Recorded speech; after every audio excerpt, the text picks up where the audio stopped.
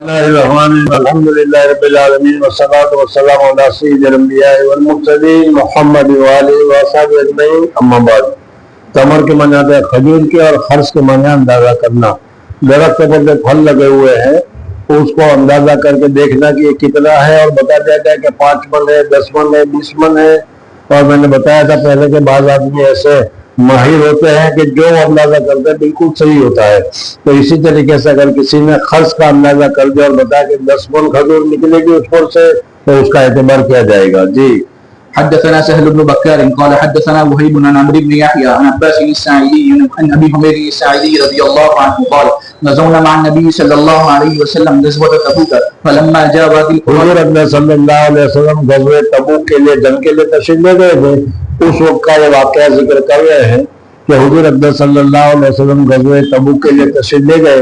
کسی جگہ پر پہنچے تو وہاں کوئی گاؤں تھا، وہاں کوئی عورت تھی، اس کا باغ تھا۔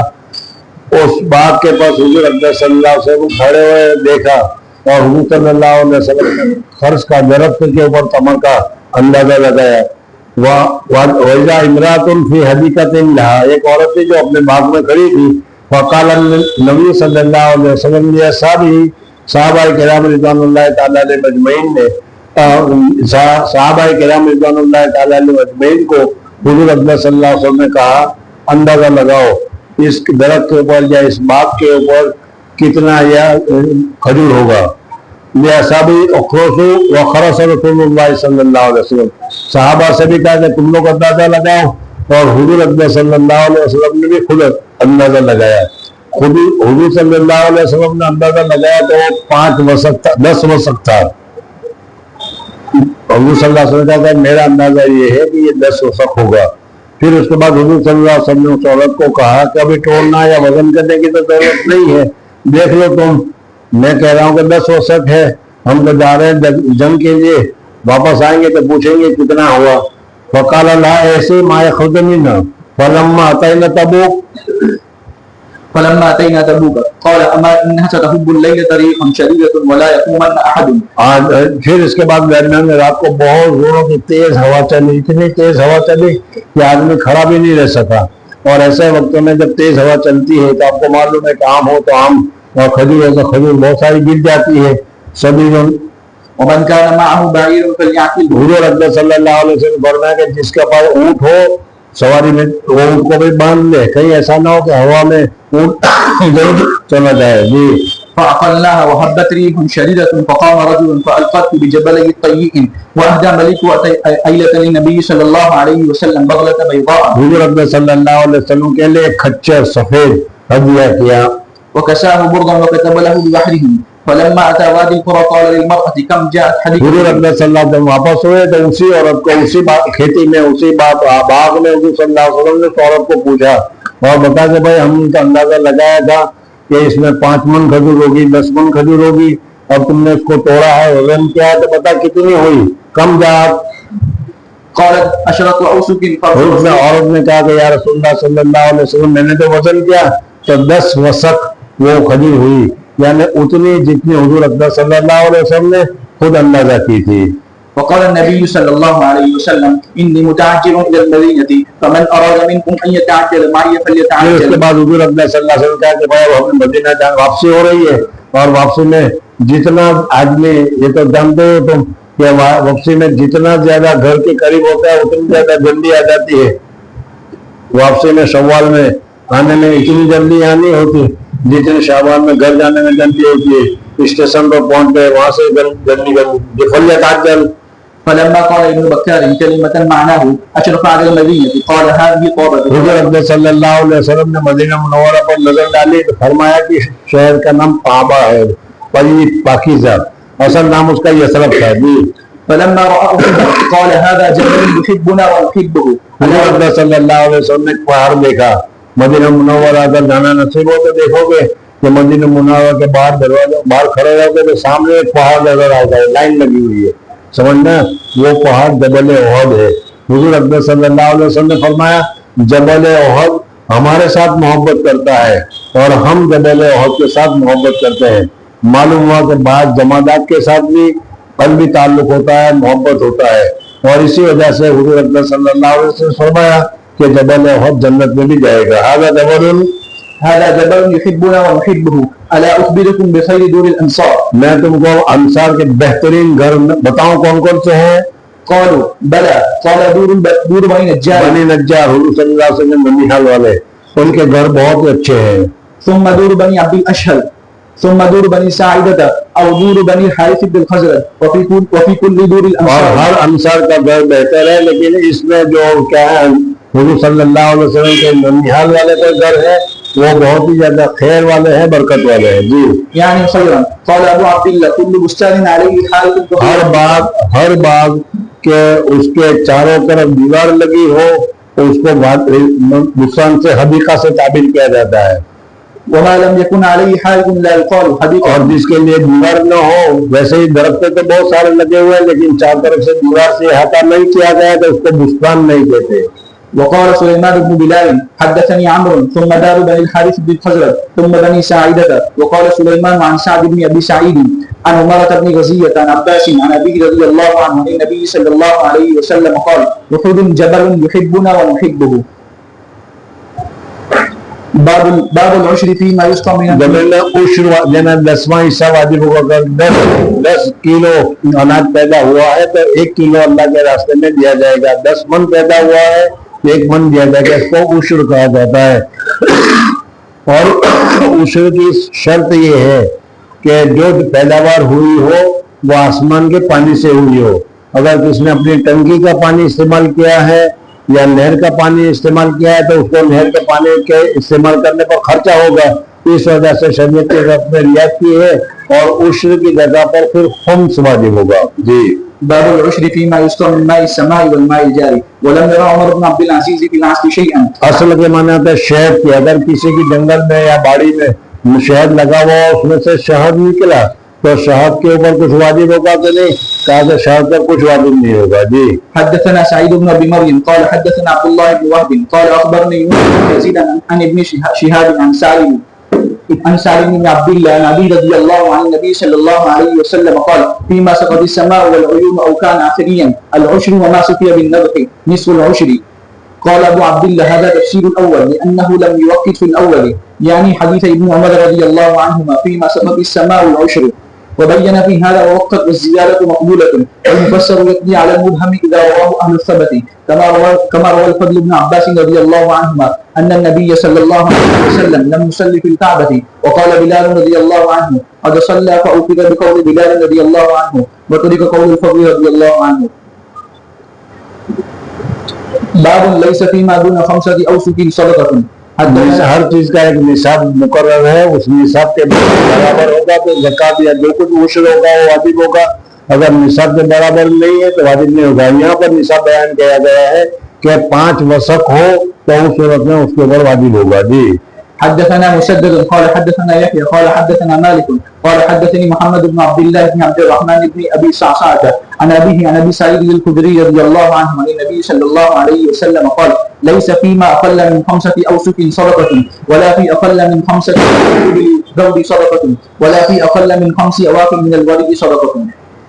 باب اخذ صدقة التمر عند صرام النخل وهل يترك الصبي فيمس. اگر جس وقت کھجور توڑے جا رہے ہوں اور کھجور کو توڑے جا کر وہاں ڈگلا کیا جا رہا ہے جمع کیا جا رہا ہے تو اس وقت اگر کوئی وہاں بچہ ہو تو بچے کو کیا کیا جائے گا؟ اس لیے کہ اگر وہاں بچہ ہے تو وہ بچہ اس کو کیا کرے گا؟ پھیلائے گا, کھائے گا, بگاڑ کرے گا, تاکہ جو کچھ بھی کرے بچے کو ہٹایا نہیں جائے گا, رکھا. حدثنا محمد بن الحسن قال حدثنا ابي قال حدثنا ابراهيم بن طهمان عن محمد بن زياد عن ابي هريره رضي الله عنه قال كان رسول الله صلى الله عليه وسلم. ایسا نہیں, دیکھو میں کہتا ہوں تم لوگوں کو, تمہارے لوگوں کے دلوں میں حدیث کا احترام پیدا ہو. میرا کوئی فائدہ نہیں, لیکن میں چاہتا ہوں کہ تمہارے لوگوں کے دل میں حدیث کا احترام پیدا ہو. اور جب تک حدیث کا احترام پیدا نہیں ہوگا وہاں تک حدیث کے انوارات نہیں آتے. میں نے بتایا تھا کہ حضرت شیخ نوار اللہ مرکز فرمایا کرتے تھے کہ میں نے اپنا ابا جان سے بہت کہا کہ مجھے کسی دوسرے کے پاس حدیث پڑھ لے دو. کہا کہ نہ, حدیث صرف 2 آدمی سے تم پڑھ سکتے ہو, مجھ سے یا اپنے شیخ سے. مجھ سے تو اس وجہ سے کہ تمہیں مارتا رہتا ہے. حضرت کے والد بہت مارتے تھے تو مال کی وجہ سے تم میرا احترام کرو گے. اور شیخ کی پیر کی وجہ سے بہت احترام کرتے تھے. اس دو کے علاوہ کیوں؟ اس لیے کہ حدیث کی بے ادبی کرنے سے علم حدیث سے آدمی محروم ہو جاتا ہے. جس فن کی اگر تم بے ادبی کرو گے، فن میں تفسیر کی بے ادبی کرو گے، فن فقہ کی بے ادبی کرو گے، فن فقہ کے اساتذہ کی بے ادبی کرو گے، فن تفسیر کے اساتذہ کی بے ادبی کرو گے، تو پہلا نقصان یہ ہوگا کہ تم کو اس حدیث سے مناسبت پیدا نہیں ہوگی. نہیں کہنا چاہے، لیکن میں بھی یہ سمجھ رہا ہوں کہ آج کل ہم لوگوں کو جو فقہ کے ساتھ حدیث کے ساتھ مناسبت نہیں ہو رہی، اس کی وجہ یہ ہے کہ اساتذہ کی کتاب کی جو وقت اور قدر ہونی چاہیے وہ ہمارے اندر نہیں ہے. چلو جانے دو آگے پڑھو. فجعل الحسن والحسين يلعبان بذلك التمر. حضرت امام حسن حسین رضی اللہ تعالیٰ عنہ جو وہاں آئے تو کھجور توڑی تھی. کھجور کو چھوٹے بچے کی عادت ہوئی کرتی ہے، لے لیتے ہیں، کھا لیتے ہیں، ادھر ادھر پھینک دیتے ہیں. جی. فأخذ أحدهما تمرة فجعله في فيه فنظر إليه رسول الله صلى الله عليه وسلم فأخرج. چھوٹا بچہ جو ہوتا ہے جو بھی چیز اس کا حق ہے کہ پہلا کام اپنے منہ میں رکھنے کا کرتا ہے. حسین نے بھی پہلے کام یہی کیا کہ کھجور کو صدقات کی کھجور پڑی ہوئی تھی لے کر اپنے منہ میں رکھ لیا. وقال ما علمت أن. حضور اکبر صلی اللہ علیہ وسلم نے دیکھا، جب دیکھا یہ دوسری غلطی ہے ہماری، ہم اپنے بچے کو غلط کام کرتے ہوئے دیکھتے ہیں اور چھوڑ دیتے ہیں، بچہ ہے کیا کرنا ہے اس کو. لیکن میں دیکھو حضور صلی اللہ علیہ وسلم کا حضرت حسن چھوٹا نواسا ہے اور غلطی سے اس نے صدقہ کی کھجور منہ میں رکھ لی. حضور اکبر صلی اللہ علیہ وسلم نے چھوڑا نہیں بلکہ کہا کھجور نکال، کھجور نکال. کیا تمہیں معلوم نہیں ہے کہ ہم سید لوگ ہیں، ہم حضور صلی اللہ علیہ وسلم کے خاندان والے ہیں اور خاندان والے لوگ زکات نہیں کھاتے اور یہ زکات مال. جی. اما علمت أن آل محمد لا يأكلون الصدقة. باب من باع ثماره أو نقله أو أرضه أو زرعه وقد وجب فيه العشر. اگر کسی آدمی کے پاس سامان اور اناج وغیرہ تیار ہو گیا تھا اور تیار ہونے کی وجہ سے اس پر عشر واجب ہو گیا تھا، لیکن پھر کوئی وقت ہوا جس کی وجہ سے اس نے پورا مکان، پوری کھیت، پوری زمین، پوری باغ جو ہے اس کا سارا بیچ دیا، تو اس پر اپنا عشر کس سے لیا جائے گا. جی. قول النبي صلى الله عليه وسلم لا تبيعوا الثمرة حتى ينتهي صلاحها ولم يحضر البيع بعد الصلاة. یہ ایک دوسرا مسئلہ ہے کہ لا تبیعوا الثمرة، پھلوں کو نہ بیچا جائے. آج کل دیکھا ہوگا تم نے کہ وہ پھول آ جاتے ہیں، سمجھنا پھول آنے کے ساتھ ہی پورے کے پورے باغوں کو بیچ دیا جاتا ہے. آم وغیرہ کے سلسلے میں آج کل یہی ہوتا ہے. حضور صلی اللہ علیہ وسلم کے زمانے میں بھی اسی طرح کھجور کے جو باغ ہوتے تھے اس میں پھول آئے تو اسی وقت سے اس کو اندازہ کر کے بیچ دیا جاتا تھا. تو حضور اکبر صلی اللہ علیہ وسلم نے اس طریقے سے بیچنے کو منع کیا. کیوں؟ اس لیے کہ ابھی جو پھول آئے ہیں اس کے اوپر تو اور بھی بہت ساری آفتیں آئے گی، بہت ساری پریشانی آئے گی، بادل آئے گی، ہوا آئے گی، اور ہو سکتا ہے کہ ہوا کی وجہ سے وہ پھل ٹوٹ جائے. اور اس نے ابھی سمجھا کہ 10 من اناج ہوگا، 10 من پھل ہوگا، اس 10 من کی جگہ پر 1 ہی من پھل ہو تو نقصان ہوگا. تو حضور اکبر صلی اللہ علیہ وسلم نے فرمایا لا تبیعوا الثمرة، ثمر یعنی پھل کو نہ بیچا جائے حتى يبدأ صلاحها ولم يحضر البيع بعد الصلاة على أحد ولم يقص من وجبت عليه الزكاة ممن لم تجد. حدثنا حجاج قال حدثنا شعبة قال أخبرني عبد الله بن دينار قال سمعت ابن عمر يقول نهى النبي صلى الله عليه وسلم. عمر رضی اللہ تعالی عنہما، میں نے پہلے بتایا تھا کہ اگر حضور صلی اللہ علیہ وسلم کا نام مبارک آئے تو صلی اللہ علیہ وسلم پڑھنا ہے، اور صحابہ کرام رضوان اللہ تعالی علیہ کا نام آئے تو رضی اللہ تعالیٰ عنہ کہنا ہے، اور اکابرین کا نام آئے تو رضی اللہ عنہ یا تو رحمۃ اللہ علیہ کہنا ہے. جی.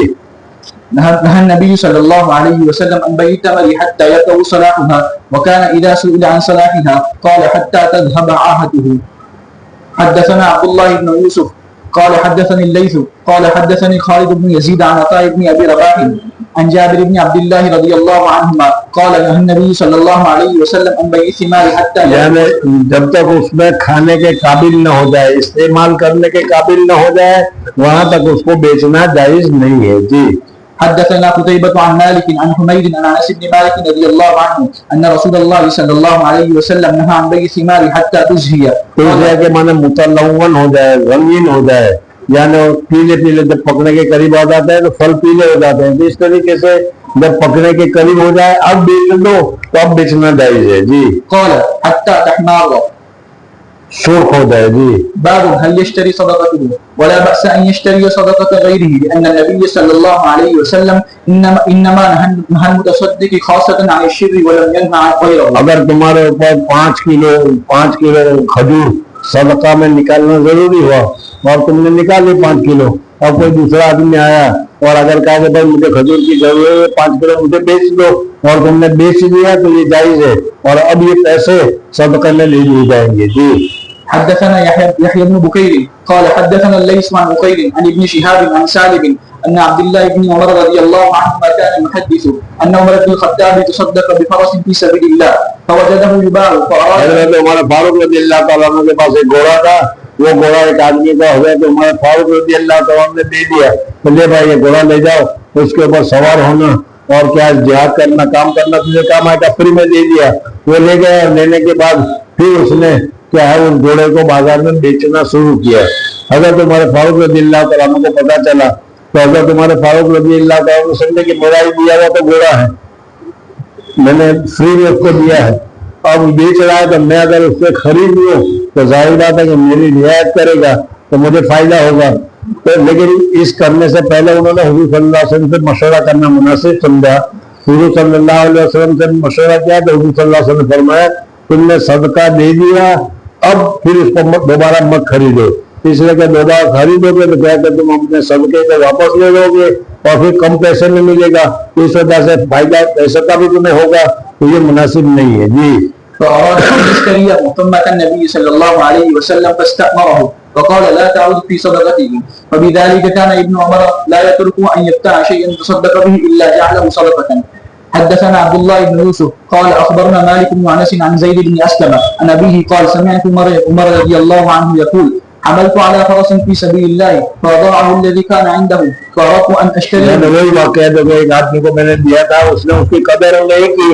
بعض مرتبہ ایسا ہوتا ہے کوئی دیتا ہے اور اس کی قدر نہیں کرتا اور سستے میں بیچنا شروع کر دیتا ہے اس لیے کہ اس کا تو کوئی خرچہ ہوا نہیں ہے اس کو تو مفت میں ملا ہے جی. وظننت أنه يبيعه برخص فسألت النبي صلى الله عليه وسلم فقال لا تشتريه ولا تعود في صدقتك وإن أعطاته بدرهم فإن العائد في صدقتك كالعائد في قيئه.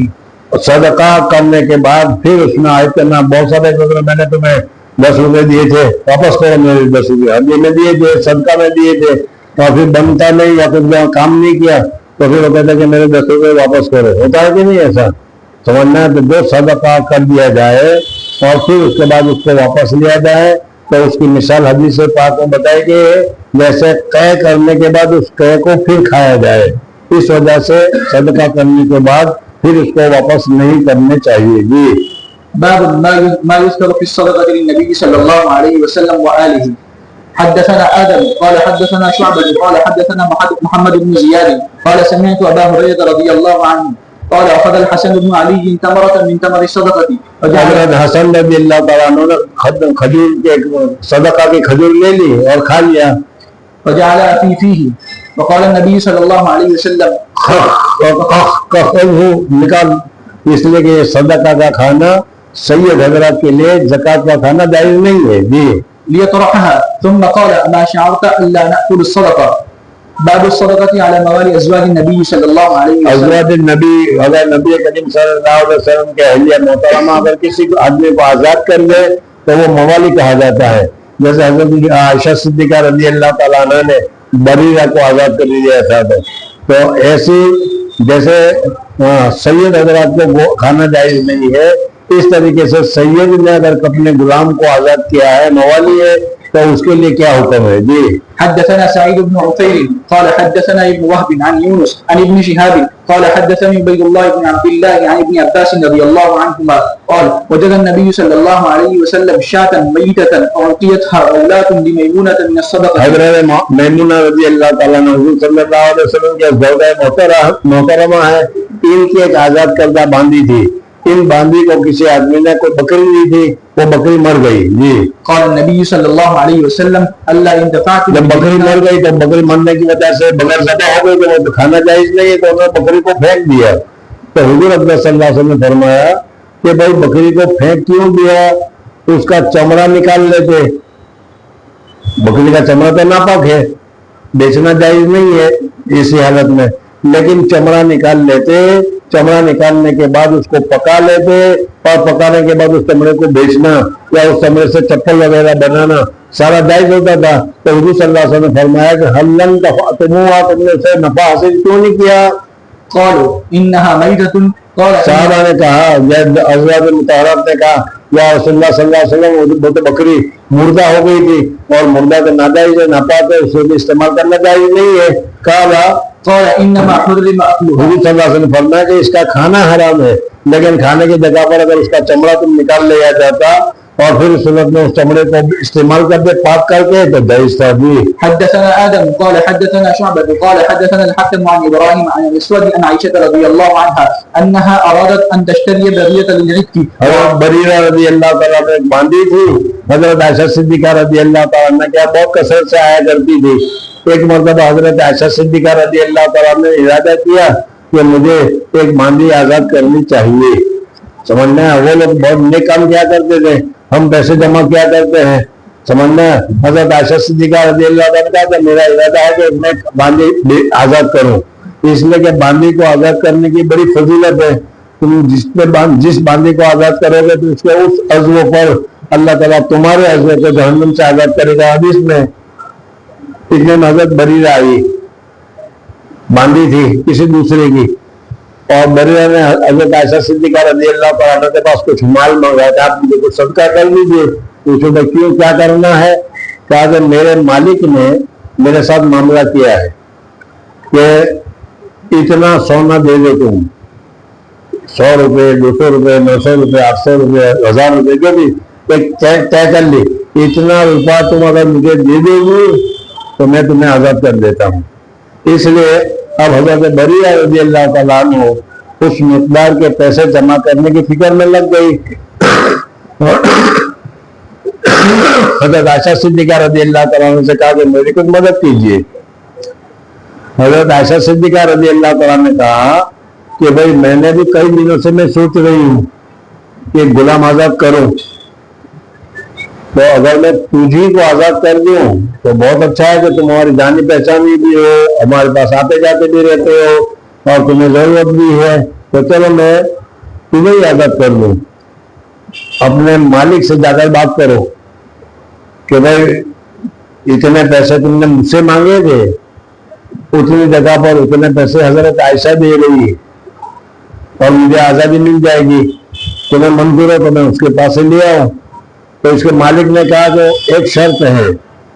حضرت عائشہ صدیقہ رضی اللہ تعالیٰ نے کہا کہ آزاد تو کرو گی تم, لیکن آزاد کرنے کے بعد جو ولا ہوگا, مرنے کی وجہ سے اگر یہ حضرت بریرہ مر جائے اور اس کا کوئی بچہ کوئی نہ ہو, شوہر وغیرہ کوئی نہ ہو, تو پھر اس کا مال کس کو ملے گا؟ اس کو جس نے آزاد کیا ہے اس کو ملے گا. اس کو ویلا کہا جاتا ہے.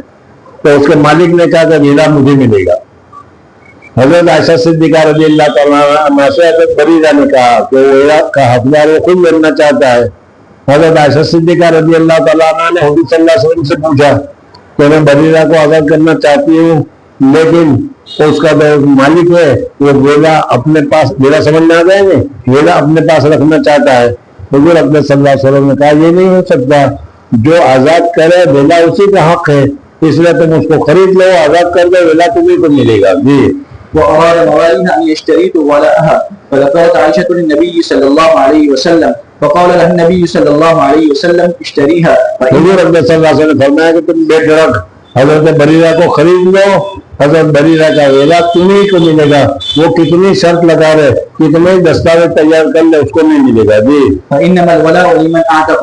قالت وأتي النبي صلى الله عليه وسلم بلحم فقلت هذا ما تصدق به على بريرة.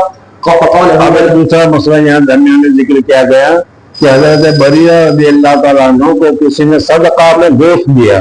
حضرت بریرہ رضی اللہ تعالیٰ عنہ نے گوشت کو پکایا, اور پکانے کے بعد اس میں سے ایک پیالہ حضرت عائشہ صدیقہ رضی اللہ تعالیٰ عنہ کے پاس بھیج دیا.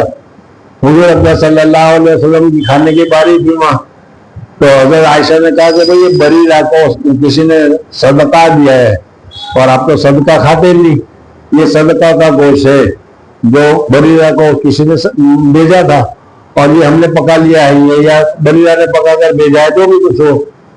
تو حضور اکرم صلی اللہ علیہ وسلم نے فرمایا کہ صدقہ کا حکم تو جس آدمی نے صدقہ دیا اور غریب محتاج حضرت بریرہ کے ملک میں آ گیا تو ملک میں آتے ہی وہ صدقہ ادا ہو گیا.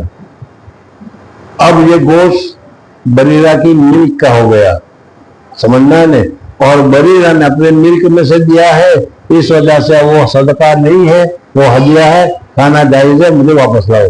مسئلہ معلوم ہوا کہ جب ایک آدمی کا قبضہ ختم ہو کر دوسرے کے قبضے میں چلا جائے اور وہ دوسرا قبضہ جو ہے اس کے بس صحیح ثابت ہو جائے تو پھر وہ جو حکم ہے وہ بدل جاتا ہے. مثلا اگر ابھی میرے پاس 5 روپے کے زکوٰۃ کے ہیں, یہ ہے زکوٰۃ کے, سمجھنا, اور یہ مجھے دینے ہیں اللہ تبارک و تعالیٰ کے, لیکن اللہ کو تو میں کہاں لینے جاؤں گا. اس وجہ سے اللہ تبارک و تعالیٰ نے جس کو اس کا مستحق قرار دیا ہے, غریب محتاج, اس کو دوں گا. اس کو میں نے دیا تو اس کے ہاتھ میں آتے ہی میری زکوٰۃ ادا ہو گئی. یعنی گویا کہ اللہ کا جو مال تھا میں نے اللہ کو دے دیا, اللہ کے نمائندے کو دے دیا, سمجھنا. اب وہ نمائندہ پھر اپنے استعمال میں کرے یا تمہیں ہدیہ دے, چاہے تمہیں کو ہدیہ دے دے, تو یہ ہدیہ کرنا جائز اور درست ہے. جی. فقال هو لها صدقة ولنا هدية. باب إذا تحولت الصدقة. حدثنا علي بن عبد الله قال حدثنا يزيد بن زريع قال حدثنا خالد عن حفصة بنت سيرين عن أم عطية الأنصارية رضي الله عنها قالت دخل النبي صلى الله عليه وسلم على یہی بات ہے کہ صلی اللہ علیہ وسلم حضرت عائشہ صدیقہ رضی اللہ تعالیٰ عنہ کے پاس آئے اور پوچھا کہ بھائی کچھ کھانا وانا ہے, تو کہا کہ آج تو کھانا وانا میں تو کچھ نہیں ہے, لیکن بریرہ نے کچھ ہدیہ بھیجا ہے, ترکاری وہ ہے, لیکن وہ ہدیہ تو صدقہ کا تھا, بریرہ کو کسی نے گوشت صدقے میں دیا تھا اور آپ صدقہ کھاتے نہیں, اس لیے آپ کے لیے کام نہیں آئے گا. جی.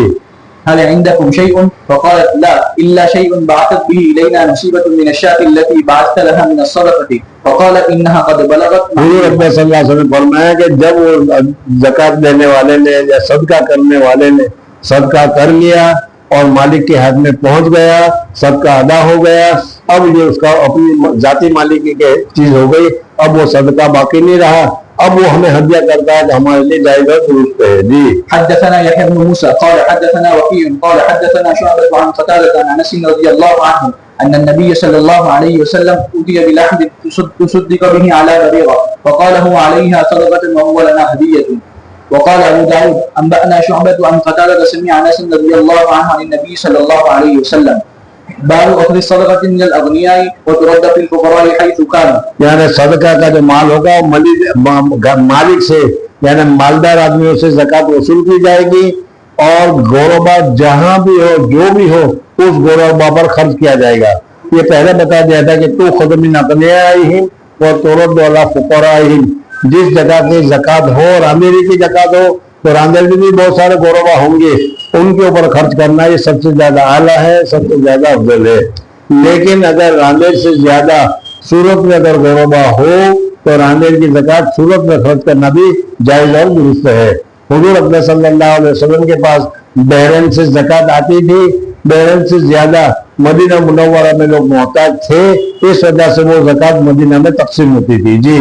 حدثنا محمد بن مقاتل قال اخبرنا عبد الله قال اخبرنا زكريا بن اسحاق عن يحيى بن عبد الله بن سيفي عن ابي معبد مولى بن عباس عن ابن عباس رضي الله عنهما قال قال رسول الله صلى الله عليه وسلم لمعاذ بن جبل حين بعثه الى اليمن. حضرت معاذ رضی اللہ تعالیٰ عنہ یمن میں جب حضور صلی اللہ علیہ وسلم نے بھیجا تھا اس وقت حضور صلی اللہ علیہ وسلم نے بہت ساری نصیحتیں بھی کی تھی.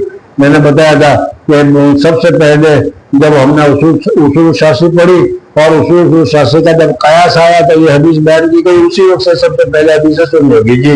انك ستاتي قوما اهل الكتاب فاذا جئتم فادعوهم الى ان يشهدوا ان لا اله الا الله وان محمد رسول الله فانهم اطاعوا. شیخ نمبر علامہ کلو نے اس حدیث سے استدلال کیا تھا کہ تبلیغی جماعت والے 6 نمبر بتاتے ہیں, یہ نہیں کہ 6 نمبر یہی شریعت ہے بلکہ اور بھی بہت ساری چیزیں ہیں, لیکن جو اہم ہے وہ اہم ہے. دیکھو یہاں پر حضور صلی اللہ علیہ وسلم نے حضرت معاذ کو اہم چیز کو پہلے کرنے کا حکم دیا. جی. فإنهم أطاعوا لك بذلك فأخبرهم أن الله قد افترض عليهم 5 صلوات في كل يوم وليلة. فإنهم أطاعوا لك بذلك فأخبرهم أن الله قد افترض عليهم صدقة تؤخذ من أغنيائهم وترد على فقرائهم. فإنهم أطاعوا لك بذلك فإياك وكرائم أموالهم واتق دعوة المظلوم فإنه ليس بينه وبين الله ایک حجاب. دوسری بات حضرت معاذ رضی اللہ تعالیٰ کو بتائی کہ دیکھو معاذ تم حکیم ہو، یمن میں حکم کرنے کے لیے جا رہے ہو، اور حاکم آدمی سے کبھی نہ کبھی کچھ زیادتی ہو ہی جاتی، سمجھ نہ گیا؟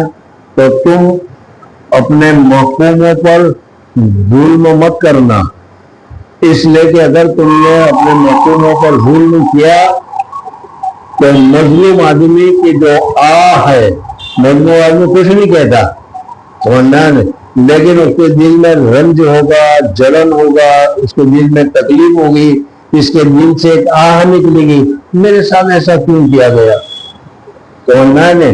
تو یہ اللہ تبارک و تعالیٰ کے بہت زیادہ موثر ہوتی ہے، اس لیے فرمایا کہ اتقو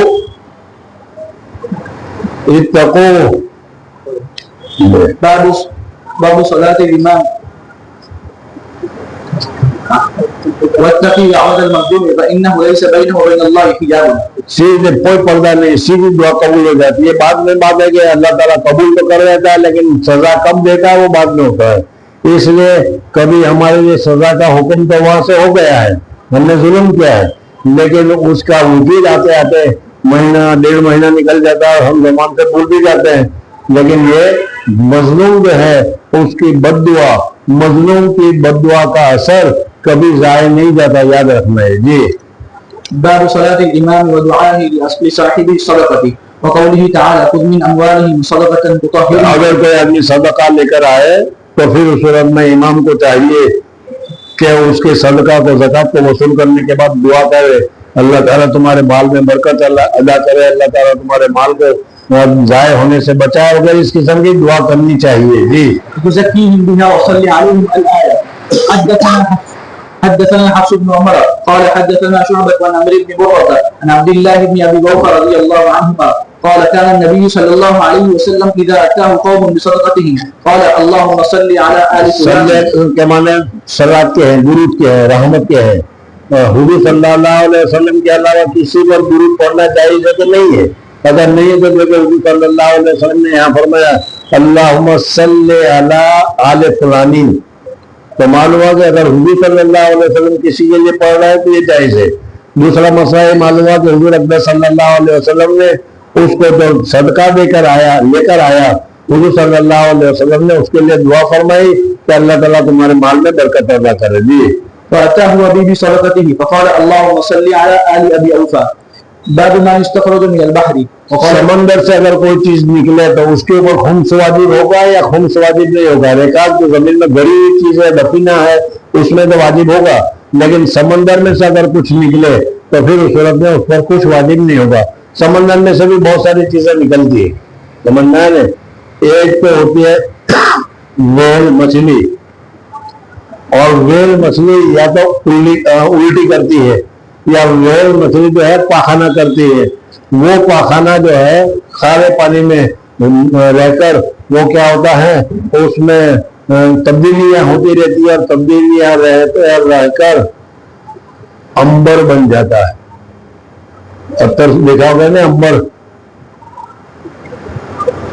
امبر جو اتر آتا ہے تو وہ امبر ویل مچھلی کا یا تو پاخانہ ہے یا الٹی ہے، لیکن وہ پانی میں رہنے کی وجہ سے اس میں کیا ہے، اللہ تبارک و تعالیٰ پھر اس کی خوشبو پیدا کر دیتا ہے، بڑی قیمتی ہوتی ہے۔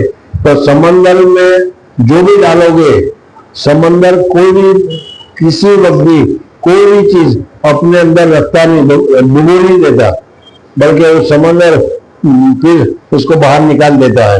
تو اب یہ امبر جو ہے سمندر نے پھینک دیا باہر، ریت پر آ گیا وہ امبر، سمجھنا ہے، لاکھوں کروڑوں روپے کا ہوتا ہے وہ جو پھینکا جاتا ہے، وہ پھر اسے سارے عطر وغیرہ بہت کچھ بنتا ہے۔ تو اس پر واجب ہوگا یا نہیں؟ تو مصنف رحمۃ اللہ علیہ فرماتے ہیں کہ یہ تو سمندر سے نکلا ہے، اور جو سمندر سے نکلا اس کے اوپر کچھ واجب نہیں ہوگا. جی. وقال ابن عباس رضي الله عنهما ليس العنبر بركاز هو شيء بصره البحر. وقال الحسن في العنبر واللؤلؤ الخمس. وانما جعل النبي صلى الله عليه وسلم رکاز جو گڑا ہوا زمین میں ہو اس میں سے نکلے تو اس میں خم تو واجب ہوتا ہے. اور سمندر میں یہ چیزیں گڑی ہوئی نہیں ہے, سمندر میں پڑی ہوئی ہوتی ہے, اور یہ سمندر پھینک دے تو اس میں واجب نہیں ہوتا. ليس في الذي يصاب في الماء. وقال الليث حدثني جعفر بن ربيعة عن عبد الرحمن بن هرمز عن ابي هريرة رضي الله عنه عن النبي صلى الله عليه وسلم ان رجلا من بني اسرائيل سأل بعض بني اسرائيل ان يسلفه 1000 دينار فدفعها حضور اقدس صلی اللہ علیہ وسلم نے ایک مثال کے ذریعے سے بیان کیا, اور یہ مثال پہلی مرتبہ یہ کہ صحابہ حضور صلی اللہ علیہ وسلم نے مثال بیان کی کہ بنو اسرائیل میں ایک اسرائیلی کو پیسے کی ضرورت پیش آئی, تو وہ دوسرے اسرائیلی کے پاس گیا اور جا کر کہا کہ مجھے 1000 روپے کی ضرورت ہے 1 سال کے لیے, تو مجھے دے دو, میں 1 سال میں ادا کر دوں گا. سمجھنا گیا. اور دونوں کے درمیان میں معاہدہ ہو گیا, وعدہ ہو گیا, بات پکی ہو گئی.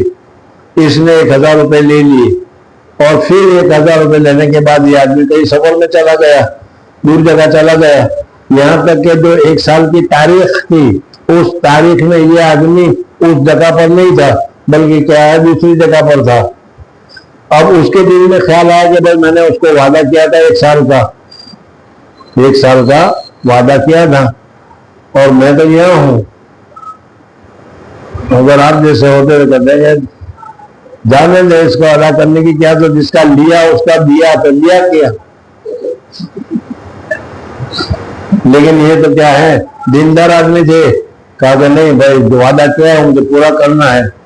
اب یہ آدمی جا سکتا نہیں, ہوائی جہاز کا زمانہ نہیں, اسٹیمروں کا زمانہ نہیں, وقت پر پہنچ نہیں سکتا, تو اس نے ایک کیا ہے وہ لکڑا لیا اور اس لکڑے کو اندر میں سے کوریدا, جیسے بمبو بانس ہوتا ہے اس لیا, اور پھر اس بمبو بانس میں 1000 روپے یا 2000 روپے یا جو کچھ اس نے لیا تھا اس میں بھرا, اور بھرنے کے بعد پھر اس کو سیل کیا, بند کر دیا, اور بند کرنے کے بعد اس نے اس کو سمندر میں ڈال دیا کہ یا اللہ میں نے تو یہ ادا کر دیا, تو اس کو پہنچا دینا.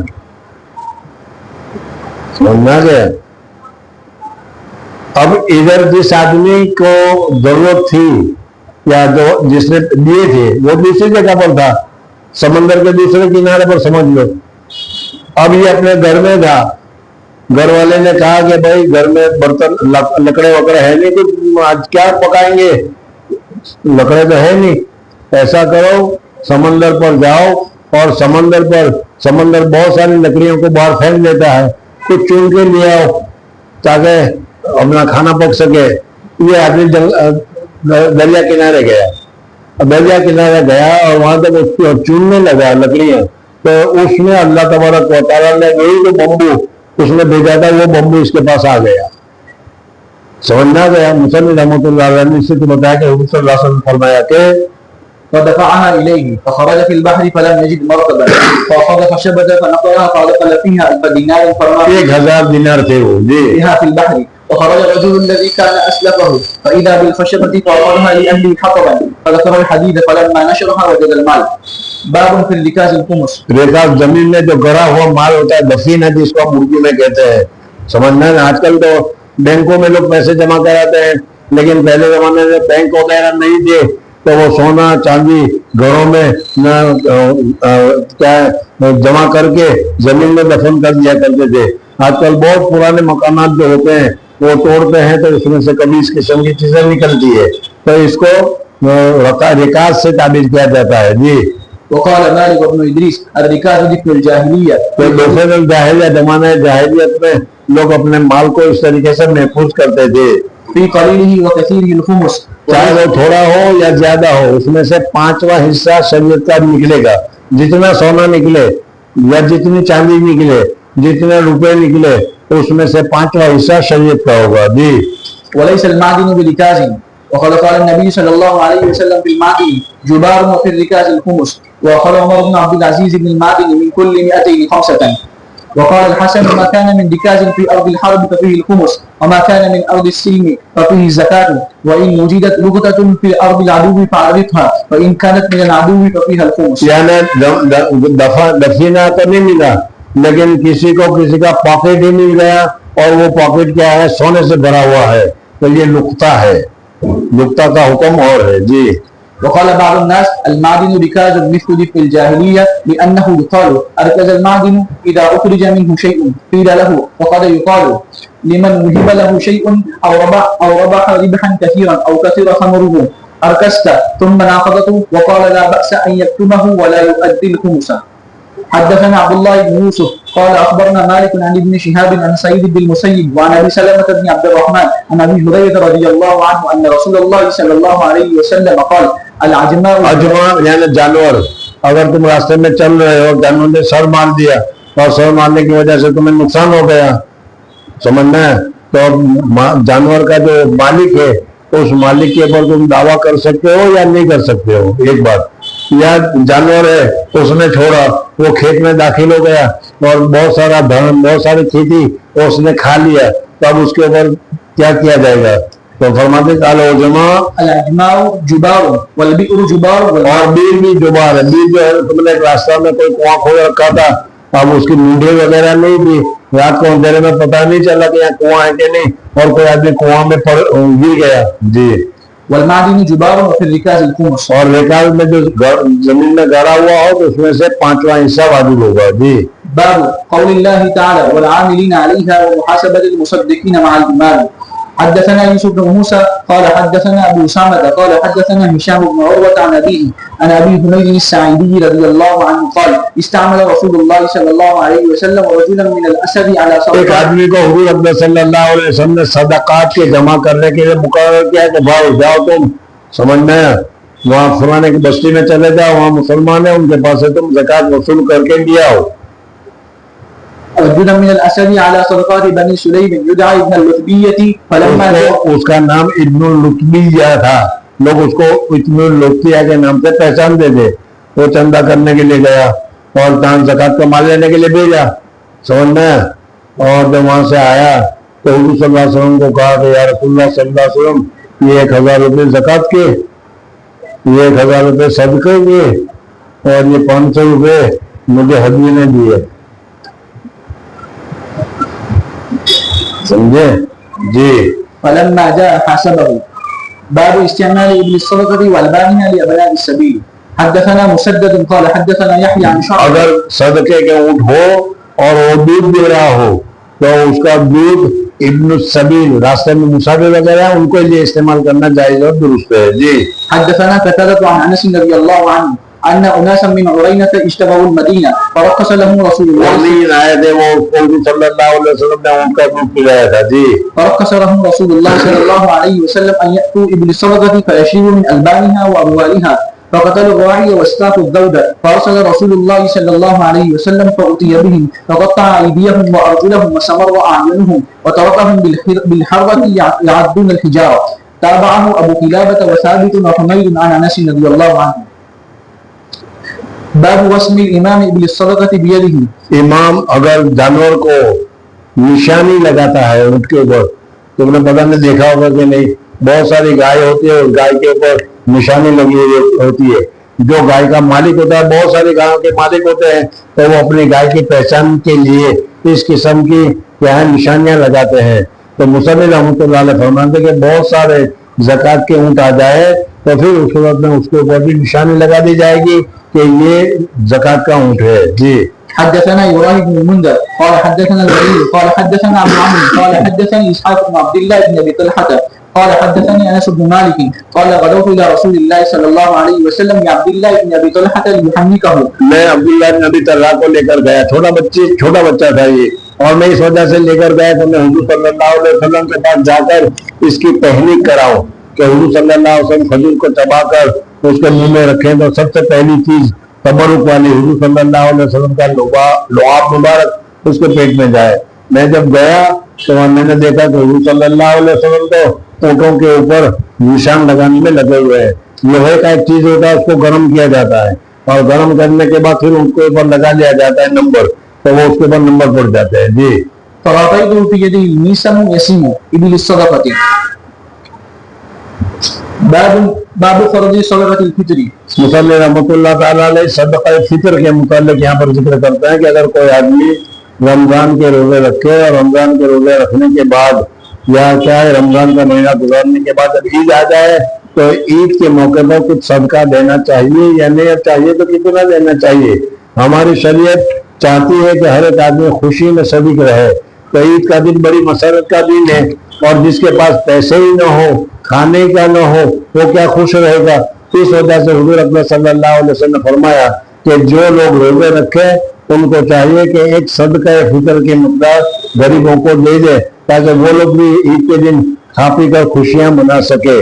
تو صدقہ فطر ہمارے نزدیک واجب ہے اور ائمہ ثلاثہ رحمۃ اللہ تعالیٰ علیہ اس کو فرضیت کے قائل ہیں. جی وراء العالیہ وعطاء وابن سیرین صدقۃ الفطر فریضۃ. عطا اور ابن سیرین رحمۃ اللہ صدقۃ الفطر کو فریضہ قرار دیتے ہیں. جی حدثنا يحيى بن ہمارے نزدیک واجب ہے. جی حدثنا يحيى بن محمد بن السكني قال حدثنا محمد بن جهضمي قال حدثنا اسماعيل هو ابن جعفر عن عمر بن نافع عن أبيه عن ابن عمر رضي الله عنهما قال فرض رسول الله صلى الله عليه وسلم زكاة الفطر صاعا من تمر أو صاعا من شعير. ایک سا کھجور حضور اکرم صلی اللہ علیہ وسلم نے صدقہ فطر متعین کیا ہے. کھجور میں ایک سا ہے, گیہوں ہے, گیہوں کا آٹا ہے, بہت ساری چیزیں ہیں لیکن ہر ایک کا وزن الگ الگ ہے. جی على العبد والحر والذكر والأنثى والصغير والكبير من المسلمين وأمر بها أن تؤدى قبل خروج الناس إلى الصلاة. باب صدقة الفطر على العبد وغيره من المسلمين. یعنی اگر تمہارا غلام ہے تو اس غلام کے اوپر بھی صدقہ فطر واجب ہوگا لیکن مالک کو ادا کرنا پڑے گا, ہم ادا کریں گے, اس لیے کہ غلام کے پاس تو مال ہے نہیں. حدثنا عبد الله بن يوسف قال أخبرنا مالك عن نافع عن ابن عمر رضي الله عنهما أن رسول الله صلى الله عليه وسلم فرض زكاة الفطر صاع من تمر أو صاع من شعير على كل حر أو عبد ذكر أو أنثى من المسلمين.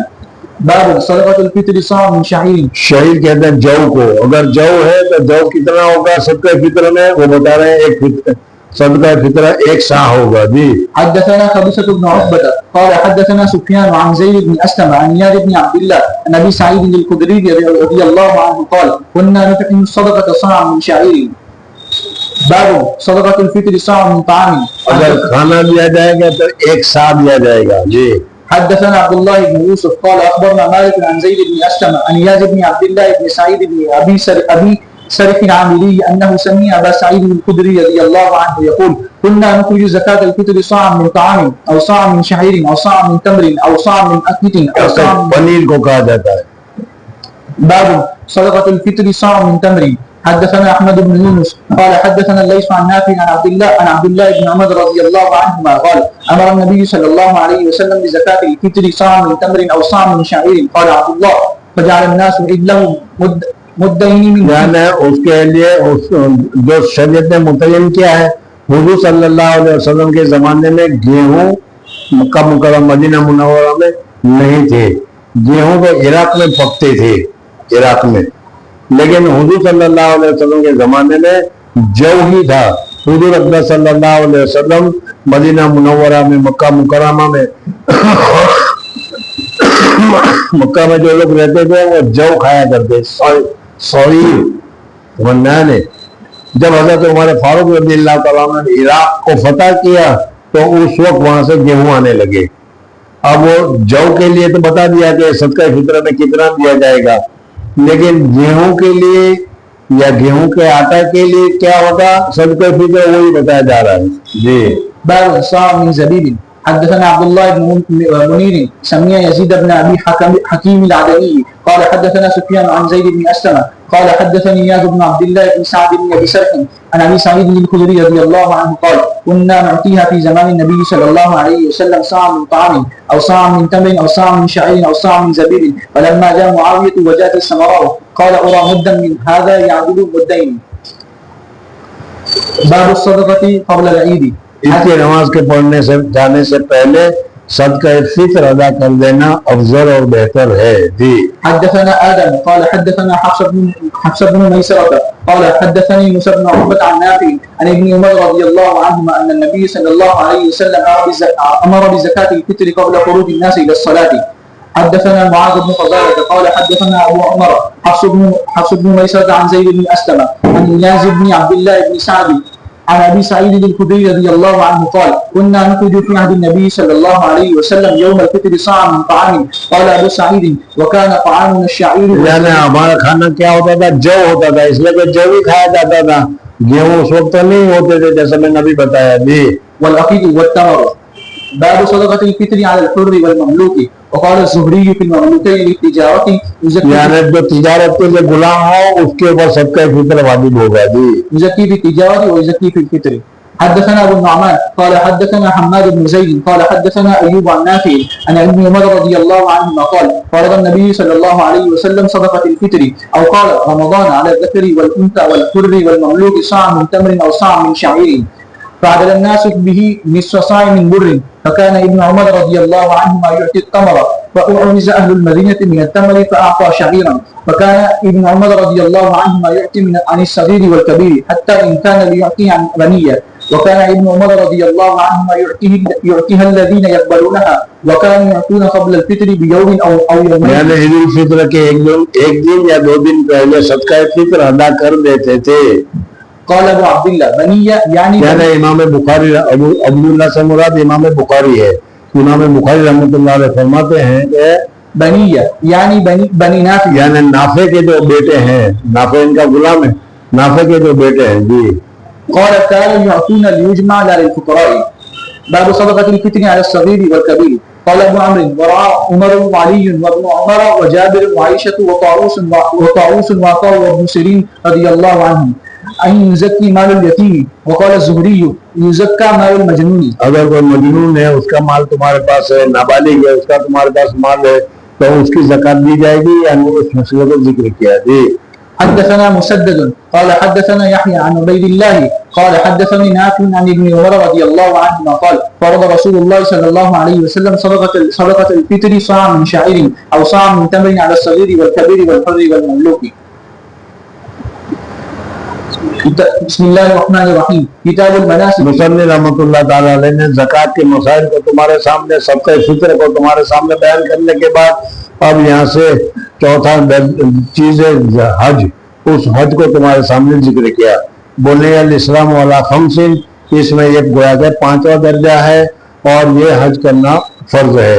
حج کی حضور اکرم صلی اللہ علیہ وسلم مکہ مکرمہ میں تھے اور مکہ مکرمہ میں حضور صلی اللہ علیہ وسلم نے کتنی حج کی وہ تو معلوم ہے نہیں. ہاں، حضور صلی اللہ علیہ وسلم ہر سال حج کے لیے موقع پر تبلیغ کرنے کے لیے 40 سال کی عمر کے بعد، نبوت ملنے کے بعد تشریف لے جایا کرتے تھے. سمجھنا ہے نہیں، 13 سال تک لے جاتے رہے، لیکن 13 سال میں حج کیے کہ نہیں اس کی تفصیلات معلوم نہیں ہے. اور اس وقت حج جو ہے فرض بھی نہیں ہوا تھا. لیکن پھر حضور اکرم صلی اللہ علیہ وسلم مدینہ منورہ ہجرت کر کے تشریف لے گئے تو مدینہ منورہ میں حج کی فرضیت ہوئی. کون سے سال ہوئی؟ 6 سال ہوئی، 7ویں سال ہوئی، 8ویں سال ہوئی، 9ویں سال ہوئی، 10ویں سال میں مختلف اقوال نقل کیے جاتے ہیں. لیکن صحیح قول یہ ہے کہ 9ویں سال، ہجرت کا 9واں سال تھا، اس وقت حج کی فرضیت ہوئی. اور حضور صلی اللہ علیہ وسلم اس وقت حج کے لیے تشریف نہیں لے گئے. سمجھنا ہے؟ یا تو اس وجہ سے کہ یہ بتانا مقصود تھا کہ حج فرض ہوتے ہی فوراً کرنا کوئی فرض لازم ضروری نہیں ہے، بعد میں کیا جا سکتا ہے. یا دوسری وجہ یہ بھی تھی کہ جیسے موجودہ زمانے کے یہ حدود ہے، ایک مہینہ ادھک آگے کر دیتے ہیں، 1 مہینہ آگے کر دیتے ہیں کہ نہیں.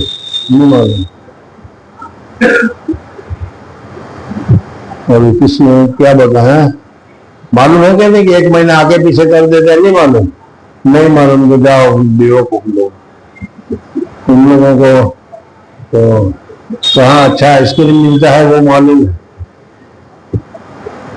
یہ نہیں بلکہ پہلے سے دستور چلا رہا ہے کہ کبھی کبھی، اور پہلے تو 4 مہینے احترام کے تھے، حرمت والے تھے، اور اس حرمت والے مہینے میں ایک دوسرے کو قتل کرنا جائز نہیں تھا. سمجھنا؟ اور ان کا کام دھندا ہی تھا قتل کر کے مال چھین کر کھانے پینے کا. تو جب پیسے ختم ہو جاتے تھے تو کہتے تھے کہ اس سال محرم सफर के बाद आएगा। अभी रबीउल अव्वल है और रबीउल अव्वल में काट छांट करना जायज है तो खूब काट छांट कर लेते थे, मैं भी जमा कर लेता।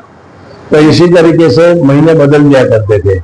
मौजूदा जमाने के ये हिंदू है वो भी हर 3 साल के बाद एक महीना इनका अधिक का आता है, यानी साल 12 महीने का होता है लेकिन एक साल 13 महीने का होता है। एक साल 13 महीने का होता है। अब उसमें भी कोई महीना जरूरी नहीं, कभी वो सावन को आगे कर देते हैं, कभी पौष को आगे कर देते हैं, कभी किसी महीने को आगे करते हैं, कभी किसी महीने को आगे कर देते हैं, पीछे कर देते हैं। समझना गया? इस्लाम में ये बात नहीं। इस्लाम में जहाँ चांद हुआ कि महीना शुरू हो गया, आज चांद देखना, चांद देखने के साथ ही महीना शुरू हो जाएगा। समझना, आगे पीछे नहीं होता रहेगा। तो चूंकि इस तरीके से महीने आगे पीछे करने की वजह से असल मुहर्रम, असल जिलहज्जा वो बाकी नहीं रहता, आगे पीछे हो जाता है। तो हुजूर सल्लल्लाहु अलैहि वसल्लम के ऊपर जिस वक्त हज फर्ज हुई तो जिलहज्जा आगे पीछे हो गया था, इसलिए हुजूर अकबर सल्लल्लाहु अलैहि वसल्लम ने उस पर हज नहीं किया। फिर उन्होंने एक महीना और पीछा कर दिया, अब वो जिलहज्जा के महीने में आ गया जो अल्लाह ताला ने मुकर्रर किया था। फिर उसके बाद हुजूर अकबर सल्लल्लाहु अलैहि वसल्लम ने उस साल 10वें साल हुजूर अकबर सल्लल्लाहु अलैहि वसल्लम ने हज किया। तो हजरत अबू बकर सिद्दीक रज़ियल्लाहु तआला अन्हु को भेजा था। तीसरी वजह ये भी बयान की जाती है कि हुजूर अकबर सल्लल्लाहु अलैहि वसल्लम के जमाने में इस कपड़े को पहनकर लोग तवाफ नहीं करते थे। कैसे तवाफ करें? इस कपड़े में तो गुनाह किए हैं, इस कपड़े में तो गुनाह किए हैं और गुनाह वाले कपड़े, गुनाहित कपड़ों को पहनकर हम तवाफ कैसे करें? इसलिए तवाफ करने के लिए अगर इनको कुरैश की तरफ से कोई कपड़ा मिल जाता था तो वो पहनकर तवाफ करते थे, और अगर कुरैश की तरफ से तवाफ करने के लिए कपड़ा नहीं मिलता था तो नंगे तवाफ करते थे, चाहे मर्द हो चाहे औरत हो। कुरैश औरतों की तरफ से कपड़े मिल जाते तो औरतें पहन लेती थी, मर्द को मिलते तो मर्द पहन लिया करते थे। लेकिन क्या है, तो इस वजह से हुजूर अकबर सल्लल्लाहु अलैहि वसल्लम तशरीफ नहीं लाए और ऐलान कर दिया कि आइंदा साल से किसी काफिर को मक्का मुकर्रमा में हाजिर होने की, किसी काफिर को हज करने की इजाजत नहीं। एक और आइंदा साल से कोई आदमी नंगा तवाफ नहीं कर सकेगा। इसलिए हजरत अबू बकर सिद्दीक रज़ियल्लाहु तआला अन्हु को, हजरत अली रज़ियल्लाहु तआला अन्हु को, हजरत अबू हुरैरा रज़ियल्लाहु तआला अन्हु को हुजूर अकबर सल्लल्लाहु अलैहि वसल्लम ने सब भेज दिया और ऐलान भी करा दिया। समझना गया? और जब 10वां साल आ गया तो और हुजूर सल्लल्लाहु अलैहि वसल्लम ने खुद ऐलान किया कि मैं हज के लिए जा रहा हूँ और जिसको मेरे साथ आना हो, हज के अहकामात सीखना हो, वो मेरे साथ आ जाए। और हुजूर सल्लल्लाहु अलैहि वसल्लम के ऐलान आम की वजह से तकरीबन 1 लाख से ज्यादा सहाबा किराम रिज़वानुल्लाह तआला अलैहिम अजमईन मुख्तलिफ जगह से आ गए और हुजूर अकबर सल्लल्लाहु अलैहि वसल्लम से हुजूर अकबर सल्लल्लाहु अलैहि वसल्लम के साथ उन्होंने हज किया। और ये हज हज्जतुल वेदा है। हज्जतुल वेदा को हज्जतुल वेदा कहने की वजह ऐसी है कि हुजूर सल्लल्लाहु अलैहि वसल्लम को भी मालूम हो गया था कि ये मेरा आखिरी हज है और विदा का वक्त है, अब मैं उम्मत से विदा लेने वाला हूँ। इस वजह से हुजूर अकबर सल्लल्लाहु अलैहि वसल्लम ने जो साफ तारीख है, तामीर है, अहकामात वगैरह बताए तो ये सब उसी किस्म के थे। इस वजह से इस हज को हज्जतुल वेदा से भी ताबीर किया जाता है। तो इस्लाम लाने के बाद हुजूर अकबर सल्लल्लाहु अलैहि वसल्लम ने मदीना मुनव्वरा पहुंचने के बाद हुजूर अकबर सल्लल्लाहु अलैहि वसल्लम ने एक हज किया है। समझना गया? उम्रे कितने किए हैं वो आएगा, 4 मरतबा हुजूर सल्लल्लाहु अलैहि वसल्लम ने उम्रे किए हैं, लेकिन हज एक ही किया है। तो ये हज जो है हजरत इब्राहिम अलैहिस्सलाम ने काबा शरीफ की तामीर की, तो काबा शरीफ की तामीर के बाद अल्लाह ताला ने हजरत इब्राहिम अलैहिस्सलाम को कहा अज़्ज़िन फिन नास, लोगों को ऐलान करो कि हज के लिए आए। हजरत इब्राहिम अलैहिस्सलाम ने कहा कि या अल्लाह मेरी आवाज कहाँ तक पहुंचेगी, माइक न हो तो अंदर में भी नहीं पहुंच पाती। समझना है? अल्लाह ताला ने कहा कि तुम्हारा काम आवाज निकालना है, पहुंचाने का काम मेरा है। चुनांचे हजरत इब्राहिम अलैहिस्सलाम ने वहीं से खड़े होकर आवाज लगाई या अय्युहन नास, ए लोगों हज के लिए आओ। سمجھنا اللہ تعالیٰ نے اس آواز میں اتنا وزن اتنا اثر پیدا کر لیا کہ جو اس زمانے کے موجود تھے وہ تو تھے ہی تھے، لیکن جو پیٹھ میں جو تھے ابھی بچے پیدا نہیں ہوئے تھے، اللہ تبارک و تعالیٰ نے ان کے کان میں بھی آواز پہنچا دی، اور جنہوں نے اس آواز کو پہنچ کر لبیک کہہ لیا وہ حج کرے گا، اور جس نے جتنی مرتبہ لبیک کہی اتنی مرتبہ وہ حج کرے گا۔ سمجھ میں آ گیا؟ بعض مرتبہ ایسا ہوتا ہے کہ آدمی مکہ بھی پہنچ جاتا ہے لیکن حج نہیں کرتا، اور بعض ایسا ہوتا ہے کہ جانے کی کوئی سہولت طاقت نہیں ہوتی ہے لیکن عین مرتبہ کچھ لے جاتا ہے اور حج کر لیتا ہے۔ وہی لبیک والی بات ہے، سمجھنا ہے نہیں؟ ہم بھی سوچتے رہتے تھے کہ پتہ نہیں ہم نے بھی لبیک کہا ہوگا کہ سوتے رہے ہوں گے، حضرت ابراہیم علیہ السلام کی آواز آئی تو سمجھنا ہے، حج نصیب نہیں ہو رہا۔ جی، باب وجوب الحج وفضله وجوب حج اور وجوب حج کی فضیلت۔ جی، وقول اللہ، یہ اصل میں حج جو ہے یہ حضرت شاہ نور اللہ مرکزی نے کتاب لکھی ہے فضائل حج، اس کتاب کا ضرور مطالعہ کرنا چاہیے۔ اس میں حج کے سفر کو عاشقانہ سفر بتایا ہے۔ حج کے سفر کو ایک عاشق اپنے معشوق کے گھر جاتا ہے اور جو کیفیت ہوتی ہے وہ ساری چیزیں اس میں ذکر کی گئی۔ بعض حضرات نے اس کو آخرت کا سفر بتایا ہے، مرنے کا، تو مرنے والا جس طریقے سے 2 سفید چادر اوڑھ کر جاتا ہے، کپڑ پہن کر جاتا ہے، اس میں بھی اسی طریقے سے ہے، اور بالکل مردے کی طرح اس میں سارے کام کرنے پڑتے ہیں، اس لیے بعض حضرات نے اس کو مردوں سے تعبیر کیا ہے، لیکن حقیقت میں یہ مردہ نہیں بلکہ یہ عاشقانہ سفر ہے۔ عرفات کے میدان کے لیے اشعار لکھے ہیں کہ اجازت ہو تو میں بھی آ کے شامل ان میں ہو جاؤں۔ عاشق اپنے معشوق کو کہہ رہا ہے، تم کو جانتے نہیں معشوق عاشق کو چھوڑو، کہہ رہا ہے کہ اجازت ہو تو میں بھی آ کے ان میں شامل ہو جاؤں۔ سنا ہے کل تیرے در پر ہجوم عاشقہ ہوگا، عاشقوں کی جماعت کھڑی ہو جائے گی۔ عرفات کے میدان میں سب عاشق ہے، اور اسی وجہ سے عاشق، یہ بھی ایک دوسری بات ہے کہ اس زمانے میں جو عاشق ہوا کرتے تھے وہ لیلا مجنون کی طرح ہوا کرتے تھے، نہ کپڑے کا ٹھکانہ، نہ کھانے کا ٹھکانہ، نہ مچھ کا ٹھکانہ، نہ بال کا ٹھکانہ۔ اور آج کل کے عاشق اپ ٹو ڈیٹ عاشق ہوتے ہیں، سمجھنا ہے، اصلی ڈائٹ اتر لگا کر، جی زمانہ بدل جاتا ہے۔ تو یہ اسی وجہ سے حج کا جو سفر ہے اس میں عطر بھی نہیں ہے، غسل بھی نہیں ہے، کپڑے بھی نہیں ہے، اندازہ کیا عاشقانہ انداز ہے۔ بہرحال اللہ جل جلالہ ومنہ والو نصیب کرے۔ جی، ولله على الناس حج البيت من استطاع اليه سبيلا ومن كفر فان الله غني عن العالمين. حدثنا عبد الله بن يوسف قال اخبرنا مالك عن ابن شهاب عن سليمان بن يسار عن عبد الله بن عباس رضي الله عنهما قال كان الفضل رديف رسول الله صلی اللہ علیہ وسلم عرفات کے میدان سے چلے، اور حضور صلی اللہ علیہ وسلم کیا ہے بیت اس میں کیا کہتے ہیں عرفات کے میدان سے چلے، وہاں کہاں کہتے ہیں وہاں مزدلفہ میں حضور صلی اللہ علیہ وسلم نے قیام کیا، اور پھر مزدلفہ سے چلے، اب مینا جا رہے ہیں۔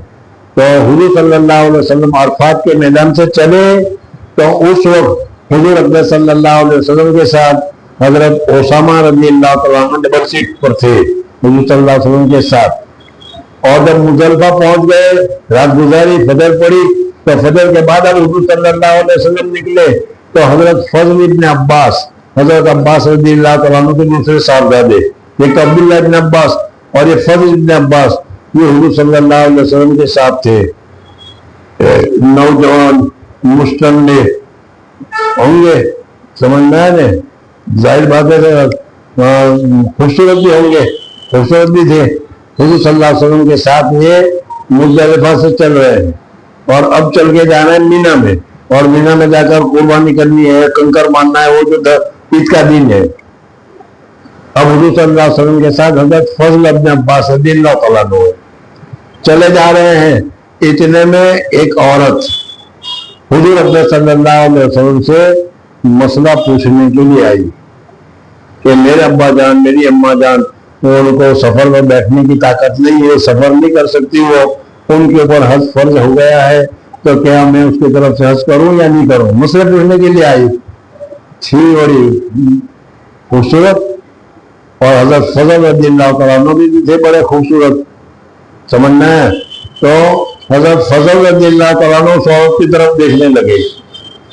حضور اکرم صلی اللہ علیہ وسلم نے دیکھا تو حضور اکرم صلی اللہ علیہ وسلم نے حضرت فضل کے منہ کو یوں پھیر دیا تاکہ عورت کی طرف نظر نہ لگے, سمجھنا ہے نہیں. اور وہ تو مسئلہ پوچھنے کے لیے آئی ہے, اس وجہ اس کو مسئلہ تو بتانا ہوگا اور اس کو تو آنا ہی پڑے گا, لیکن حضرت فضل کی نظر خراب نہ ہو اس لیے اس کا ذکر کیا ہے. کان الفضل رسول اللہ ربی حضور صلی اللہ علیہ وسلم کے ساتھ ڈبل سیٹ پر تھے. ربی کو رسول اللہ صلی اللہ علیہ وسلم. فجاءت امرأة من خثعم, خصم علاقے کی, خصم کے قبیلے کی ایک عورت آئی. فجاء الفضل ينظر إليه, حضرت فضل رضی اللہ عنہ اس کی طرف دیکھنے لگے وتنظر إليه, اور وہ بھی دیکھنے لگی. ظاہر بات ہے کہ نوجوان لڑکا ہے, نوجوان لڑکی ہے, تو جی. وجعل النبي صلى الله عليه وسلم يصرف وجهه, حضور اکرم صلی اللہ علیہ وسلم حضرت فضل کے چہرے کو پھیرنے لگے, پھیر دیا ہے جی إلى الشق الآخر, وقالت يا رسول الله إن فريضة الله على عباده في الحج. حج کے موقع پر حج کرنا ہر ایک بندے کے اوپر فرض ہے, جبکہ لیکن میرا ابا جان جو ہے بوڑھے ہو گئے ہیں, اور بوڑھے ہونے کے بعد اب وہ سفر نہیں کر سکتے. جب سفر نہیں کر سکتے تو کہا کہ نہیں, یعنی حج تو ان کے اوپر پہلے فرض ہو گیا تھا, اس وقت سفر کر سکتے تھے, لیکن اس وقت انہوں نے حج نہیں کیا. اب حج کرنا چاہتے ہیں تو لیکن وہ سفر نہیں کر سکتے, تو حج بدل کر سکتے ہیں یا نہیں؟ جی. أبي شيخا كبيرا لا يثبت على الواحدة فقلت عنه, قال نعم وذلك في حجۃ الوداع کے موقع پر حضور صلی اللہ علیہ وسلم سے مسئلہ پوچھا گیا. جی. باب قول الله تعالى يأتوك رجالا وعلى كل ضامر يأتين من كل فج عميق ليشهدوا منافع لهم رجالا الطرق الواسعة. سجاد بڑے راستے کو کہا جاتا ہے, اور واقعی میں عرفات کے میدان میں تم جاؤ گے اور دیکھو گے اب تو بہت تبدیلی ہو گئی ہوگی, لیکن جس وقت ہم گئے تھے اس وقت ایک ایک روڈ, کئی روڈ ہیں ایسے, لیکن ایک ایک روڈ پر 9 لائن چلتی ہے بسوں کی, 9 لائن بسوں کی چلتی ہے, لیکن اس کے باوجود اتنی بھیڑ ہوتی ہے کہ زیادہ تیزی سے نہیں چل سکتی, سمجھنا ہے نہیں. ایسے لوگ, ظاہر بات ہے 20 لاکھ آدمی ایک ہی میدان میں جمع ہوں گے تو پھر تو وہی کیجیے. حدثنا احمد بن عيسى قال حدثنا ابن وهب عن يونس عن ابن شهاب عن سالم بن عبد الله بن عمر اخبره ان ابن عمر رضي الله عنهما قال رايت رسول الله صلى الله عليه وسلم يركب راحلته بذي الحليفه ثم يهل. مکہ مدینہ منورہ سے اگر مکہ مکرمہ حج کرنے کے لیے جاؤ تو ذی الحلیفہ ایک جگہ ہے, وہاں پر سے احرام باندھنا پڑتا ہے. تقریباً مکہ مکرمہ تک پہنچنے میں ان کو کیا ہے 8 دن یا 9 دن پیدل لگ جایا کرتے ہیں. تو مدینہ والے بہت اہم لوگ ہیں, اس وجہ سے ان کا میقات بھی بڑا اہم ہے, بہت دور سے ان کو احرام بن کر چلنا پڑتا ہے. ذی الحلیفہ میں ہے. جی. ثم يهل حين تستوي به قائمة. اب کس طریقے سے ہوگا, اس کی صورت یہ ہے کہ اگر تم کو احرام باندھنا ہے تو احرام باندھنے سے پہلے بدن کے بال, پیشاب کے جگہ کے بال وغیرہ, داڑھی مونچھ وغیرہ بنانا ہو تو سب بنا لو, اس لیے کہ احرام باندھنے کے بعد جب تک احرام سے فارغ نہیں ہوں گے, بال کٹوانا, بال کو درست کرنا, داڑھی کو درست کرنا, بال کی میں کنگھی کرنا, یہ سب بند ہو جائے گا. یہ موجودہ زمانے کے عاشقوں کا طریقہ ہے وہ نہیں چلے گا, پرانے زمانے کے عاشقوں کا طریقہ چلے گا. تو نہ بال کا ٹھکانا, نہ پان کا ٹھکانا, نہ مکان کا ٹھکانا, نہ کپڑے کا ٹھکانا, سمجھنا ہے. غسل کرنا ہو تو غسل بھی کر لو, وہاں انتظام ہے حکومت کی طرف سے, بہت سارے غسل خانے بنے ہوئے ہیں, غسل کر لو. پھر اس کے بعد اب کپڑے پہننے کے بغیر بدن کو پوچھنا چاہے تو پوچھ بھی لو, صاف کر لو. پھر اس کے بعد کیا ہے लुंगी पहन लो, लुंगी जैसे बांधते हो तुम, और फिर एक चादर ओढ़ लो, और चादर ओढ़कर 2 रकात नफल पढ़ लो। और जब 2 रकात नफल पढ़ोगे तो उस वक्त तुम्हारा सर ढंपा हुआ होगा, तो इसलिए अभी तुम मुहरिम नहीं बने, अभी तुम आशिक नहीं बने, अभी तुम नमाज पढ़ रहे हो, और नमाज सर छुपाकर पढ़नी चाहिए, इसलिए सर छुपाओ, और सर छुपाकर 2 रकात नफल पढ़ो। 2 रकात नफल पढ़कर अब वो सर को है उसको खोल दो, टोपी पहनी है तो निकाल दो। अल्लाहुम्मा इन्नी उरीदुल हज फयस्सिरहु ली व तकब्बलहु मिन्नी, ये दुआ पढ़ लो, ये नियत कर लो। अब इस नियत के करने के साथ ही तकबीर तहरीमा के साथ नमाज शुरू हो जाती है, तुम्हारा एहराम शुरू हो गया, एहराम शुरू हो गया। एहराम शुरू हो गया तो अब वही एहराम की दुआ पढ़नी पड़ेगी, लब्बैक अल्लाहुम्मा लब्बैक लब्बैक ला शरीक। हज़रत इब्राहीम अलैहिस्सलाम ने आवाज लगाई थी, उस आवाज पर तुम पहुंच रहे हो, समझना है, हाजिर हूं मैं, हाजिर हूं, आ गया मैं, आ गया। लब्बैक अल्लाहुम्मा लब्बैक लब्बैक ला शरीक लक लब्बैक इन्नल हम्द वन निअमत लक वल मुल्क ला शरीक लक, इतना कहना जरूरी है। आगे और अल्फाज बताओ, बढ़ाओ तो बढ़ा सकते हो, लेकिन ये इतना कहने के साथ ही तुम्हारा एहराम शुरू हो गया।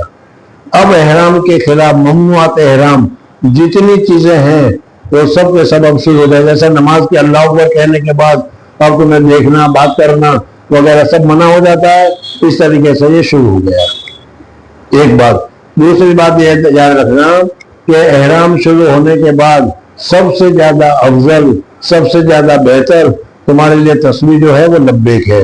अब ऊपर चढ़ो, नीचे उतरो, एक आदमी के साथ मिलो, दूसरे आदमी के साथ मिलो, तो तुम्हारे ज़बान पर लब्बैक अल्लाहुम्मा लब्बैक लब्बैक ला शरीक लक लब्बैक इन्नल हम्द वन निअमत लक वल मुल्क ला शरीक लक, ये तस्बीह होते रहना चाहिए। अब ये तस्बीह पढ़ते रहोगे तुम, समझ में आ गया। कब तक? जब पहले दिन यानी 10वीं तारीख को जब कंकर मारने के लिए जाओगे, और जब शैतान को एक कंकर मारोगे, वहां तक, वहां से एक कंकर मारा, बस एक कंकर मारने के साथ ये तस्बीह अब खत्म, और फिर नया एहराम बांधेगा, उस वक्त होगा। समझना है, एहराम की हालत में गुस्ल करना दुरुस्त है, लेकिन साबुन का इस्तेमाल करना, खुशबू का इस्तेमाल करना ये जायज नहीं है। जी حدثنا إبراهيم بن موسى قال أخبرنا الوليد قال حدثنا الأوزاعي سمع عطاء يحدث عن جابر بن عبد الله الأنصاري رضي الله عنهما أن إهلال رسول الله صلى الله عليه وسلم من ذي الحليفة حين استوت به راحلته رواه أنس وابن عباس رضي الله عنه، يعني حديث إبراهيم بن موسى باب الحج على الرحل.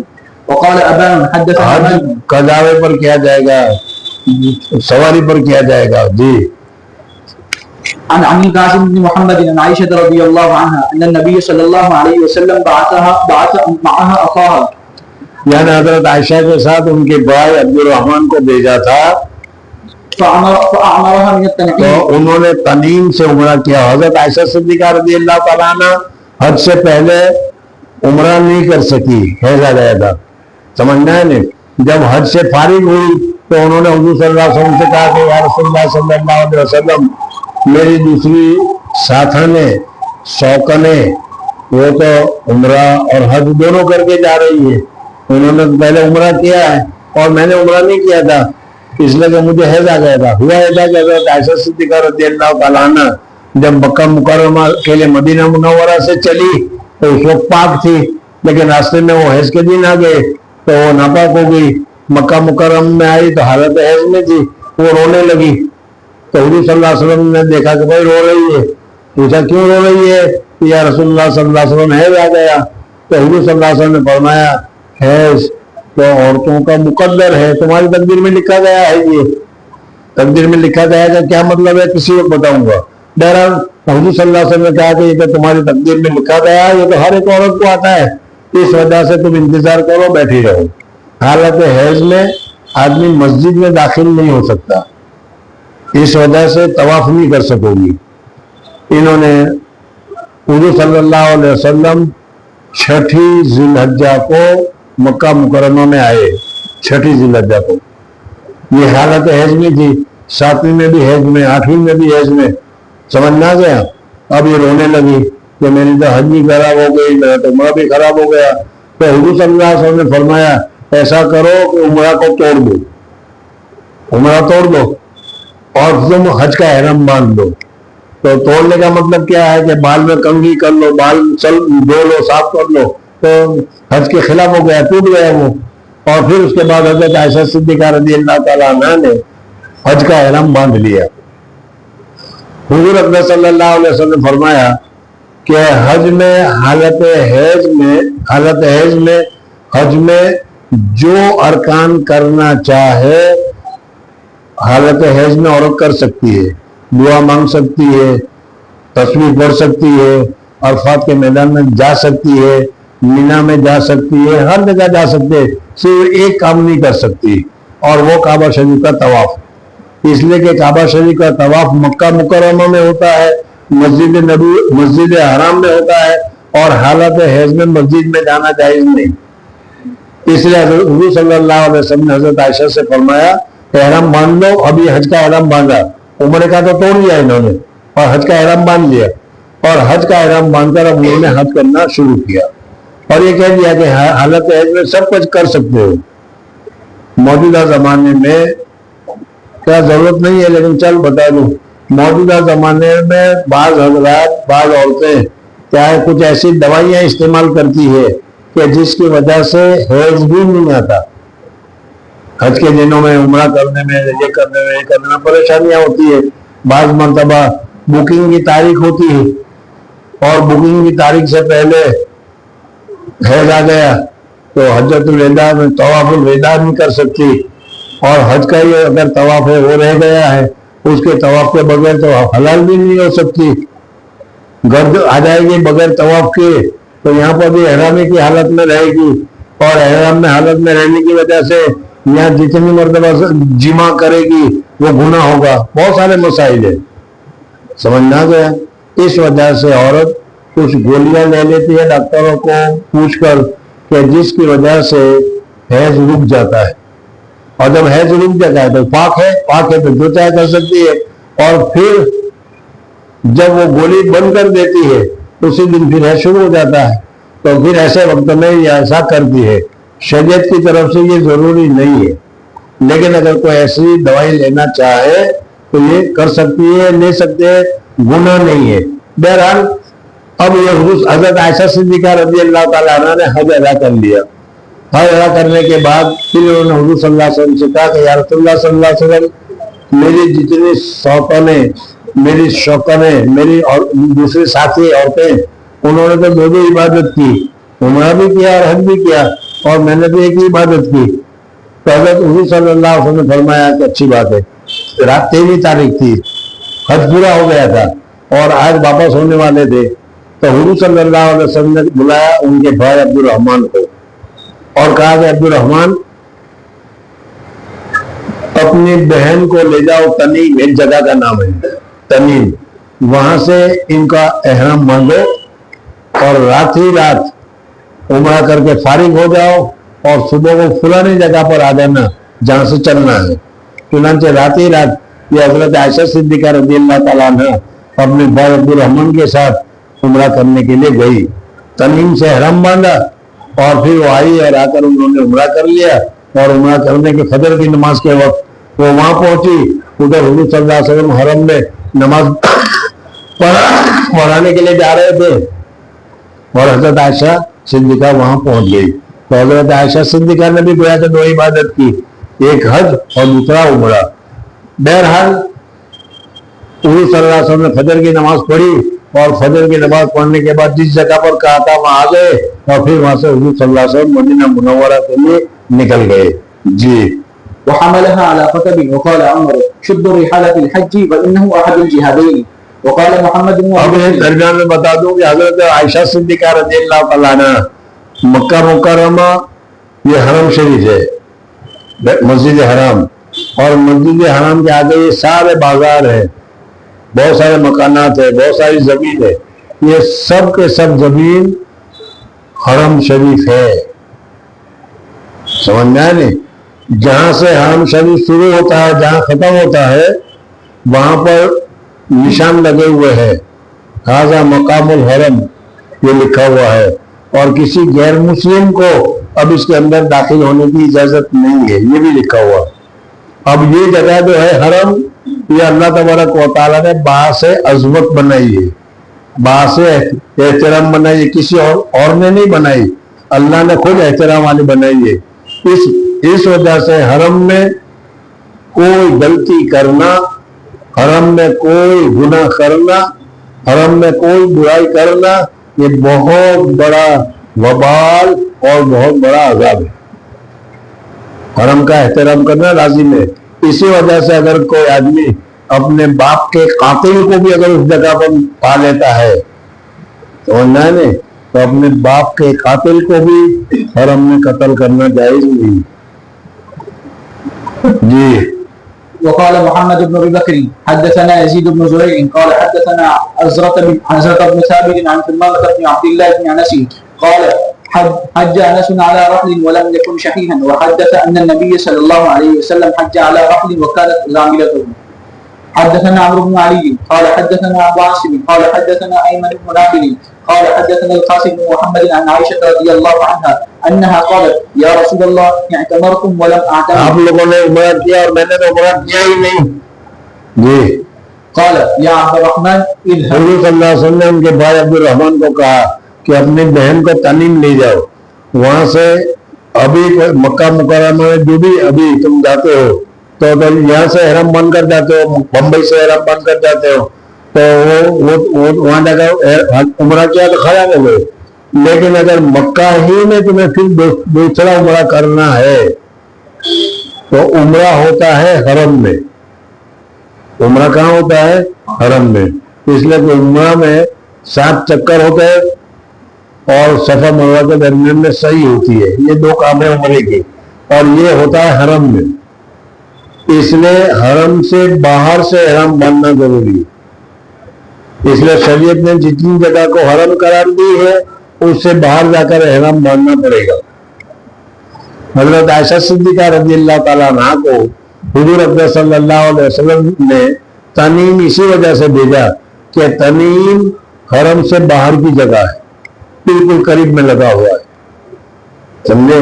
اس وقت تو یہاں کی گورنمنٹ نے, وہاں کی گورنمنٹ نے بہت بڑی مسجد اور بہت سی وضو کا انتظام, بہت سی غسل کا انتظام کر رکھا ہے. جن لوگوں کو وہاں عمرہ کرنا ہوتا ہے وہ وہاں تنیم میں جاتے ہیں, احرام باندھتے ہیں اور آ کر عمرہ کرتے ہیں, اور سب سے قریب جگہ وہی ہے.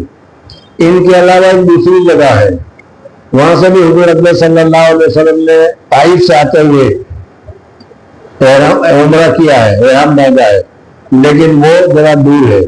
اس لیے ہمارے زمانے میں, اب تو بہت اردو بولنے والے ہو گئے وہاں, ہمارے زمانے میں زیادہ نہیں تھے, لیکن وہ عربی حضرات تھے, وہ ایک تو کہتے ہیں چھوٹا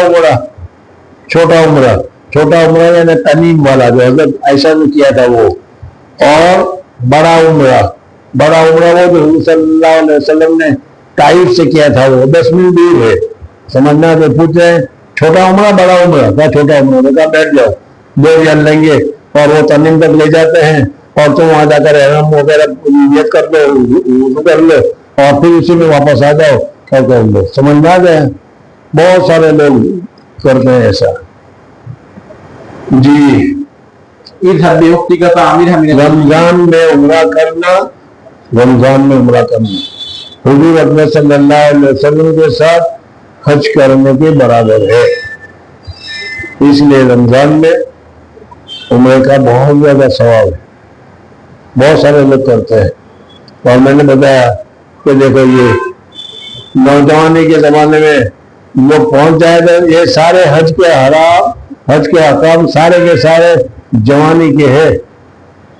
میں نے یہ دیکھا کہ ہندوستان, بنگلہ دیش اور پاکستان بھی, اب تو ان کے جو لوگ آتے ہیں عمرہ کرنے کے لیے یا حج کرنے کے لیے, وہ قبرستان میں اٹھ کر آتے ہیں.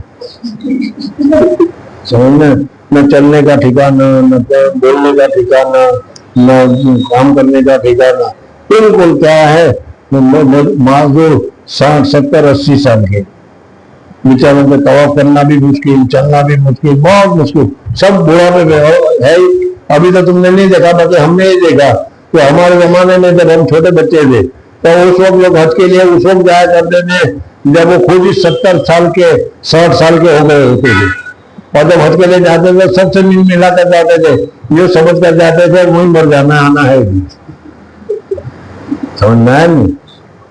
لیکن اگر واقعی میں عبادت کرنی ہے، میں یہ تم کو بتا رہا ہوں کہ واقعی میں اگر عبادت کرنی ہے، حج کرنا ہے یا عمرہ کرنا ہے تو جوانی کا ہے، سمجھنا ہے۔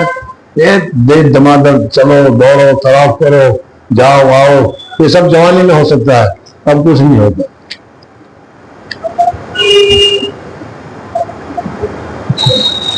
بہرحال ملیشیا کے لوگ ہیں، انڈونیشیا کے لوگ ہیں، اس کو جا کر تم دیکھو گے بالکل نوجوان آتے ہیں، چھوکرا چھوکری، بالکل وہ شادی اس وقت تک نہیں کرتے جب تک کہ حج نہ کرو، سب نوجوان ملیں گے۔ تو بھائی یہ عبادت جو ہے حج کی، یہ جوانی کی عبادت ہے۔ چل فاعقبها على ناقة فاعتمرت. باب فضل الحج المبرور. حدثنا عبد العزيز بن عبد الله قال حدثنا ابراهيم. فضل حج المبرور، مصنف رحمۃ اللہ تعالی علیہ نے ترجمۃ الباب میں کیا مبرور، بر والی، بھلائی والی، یعنی مقبول۔ مقبول حج کی فضیلت کیا ہے؟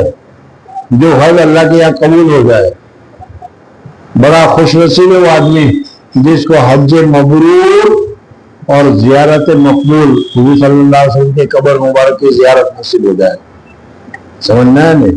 بہرحال ہر مسلمان کی تمنا ہوتی ہے اسی وجہ سے کہ وہ حج اور عمرہ کرے۔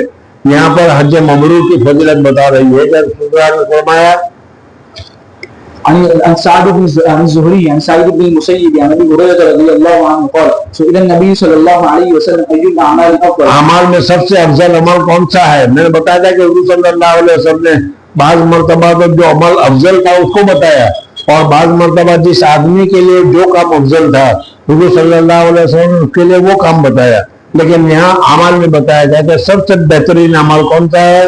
ایمان باللہ ورسولہ، ٹھیک ہے، اس کے بعد ثم ماذا؟ قال جہاد فی سبیل اللہ، اپنی جان کو اللہ کے راستے میں قربان کر دینا، جماعت میں نکلنا، پتہ نہیں جی، جہاد فی سبیل اللہ۔ پھر قیل ثم ماذا؟ قال حج مبرور، کہ مقبول حج، حج ویسے نفس حج کرنے کے لیے نہیں، حج مقبول یعنی مقبول، قبولیت کی جتنی علامتیں ہو، قبولیت کی جتنی صورتیں ہو، وہ ساری صورتوں کو کر لینا تاکہ حج مبرور ہو، سمجھنا۔ اس وجہ سے کہ کسی عبادت میں اللہ تبارک و تعالیٰ نے جھگڑا وغیرہ نہیں فرمایا، لیکن حج کے لیے فرمایا کہ ولا فساق ولا جدال فی الحج، سمجھنا ہے۔ حج کے موقع پر کتنا ہی تحمل کرو، بڑے بڑے لوگوں کو بھی دیکھا کہ وہ لوگ پڑھتے ہیں، حالانکہ بلا جدال فی الحج، جدال کی منع کیا ہے۔ خیر بہرحال تو یہ تمام چیزوں سے بچنا یہ حج مقبول کی علامت ہے۔ جی حدثنا عبد الرحمن بن مبارك قال حدثنا خالد قال اخبرنا حبيب بن ابي عمرة عن عائشة بنت طلحة عن عائشة ام المؤمنين رضي الله عنها انها قالت يا رسول الله نرى الجهاد افضل العمل افلا نجاهد قال لا لكن حضرت عائشہ صدیقہ رضی اللہ عنہ کا سب سے بہترین اعمال تو جہاد کرنا ہے۔ حضرت عائشہ نے کہا کہ ہم جہاد نہ کریں، حضور صلی اللہ علیہ وسلم نے فرمایا کہ نہیں، جہاد عورتوں کے لیے نہیں ہے، تمہارے لیے تو حج کرنا ہے، حج کرو بس۔ حج میں بھی بہت مشقت ہوتی ہے۔ جی لكن افضل الجهاد الحج المبرور. حدثنا آدم قال حدثنا شعبة قال حدثنا سيار أبو الحكم قال سمعت أبا حاسب قال سمعت أبا هريرة رضي الله عنه قال سمعت النبي صلى الله عليه وسلم يقول من حج لله فلم يرفث، جس آدمی نے حج کیا اور حج میں کوئی رفث بکواس بیکار کی باتیں نہیں کی، ولم يفسق، اور فسق و فجور کی کوئی باتیں نہیں کی، سمجھنا۔ فسق و فجور کو آپ جانتے ہی ہوں گے، سمجھنا۔ عورتوں کی طرف نظر نہیں اٹھایا، احترام کیا، وہ نظر نیچی کر لی، یا کسی کے ساتھ فسق و فجور وغیرہ کی بات چیت نہیں کی، رجاء كيوم تو جس دن اپنی ماں کے پیٹ سے پیدا ہوا تھا اور جیسا کوئی گناہ نہیں تھا ایسا بے گناہ اللہ تعالیٰ اس کو کرے گا اور وہ واپس آئے گا تو اس کا کوئی گناہ باقی نہیں رہے گا. یہ ہے حج مبرور. باب فرض نوافل الحج والعمرہ. حدثنا اور مصنف رحمۃ اللہ تعالیٰ نے یہاں سے عمرے کے متعلق اور حج کے متعلق میقات کو بیان کرتے ہیں. دیکھو پہلے ایک بات یہ سمجھ لو کہ جو کوئی بہت بڑا دربار ہوتا ہے سمجھنا ہے تو اس دربار کے لیے کچھ پوائنٹ ہوتے ہیں. اس پوائنٹ سے جانے کے لیے تم کو ویسے ہی کپڑے پہننے پڑتے ہیں, ویسے ہی حالت اختیار کرنی پڑتی ہے, ویسے ہی چیزوں کو پہن کر جاؤ گے تو تم کو داخل کیا جائے گا اور نہیں تو اس کو وہاں سے واپس نکالا جائے گا. سمجھنا پولیس چوکی ہے اور پولیس چوکی میں کوئی پولیس جائے گا تو اس کو پولیس کے کپڑے اور پولیس کی کیپ وغیرہ سب لگا کر جانا پڑے گا. اگر بغیر اس کے جائے گا تو وہاں سے نکال دیا جائے گا. تو اسی طریقے سے بڑے حضرات جو ہوتے ہیں بادشاہ وغیرہ ہوتے ہیں ان کے بھی کچھ دربار ہوتے ہیں اور اس دربار میں بھی آنے کے جانے کے وغیرہ کے کچھ احکامات ہوتے ہیں. تو اللہ جل جلالہ ومن والہ بہت بڑی سرکار ہے اور اس کے لیے مکہ مکرمہ میں اس کا دربار ہے, بیت اللہ ہے.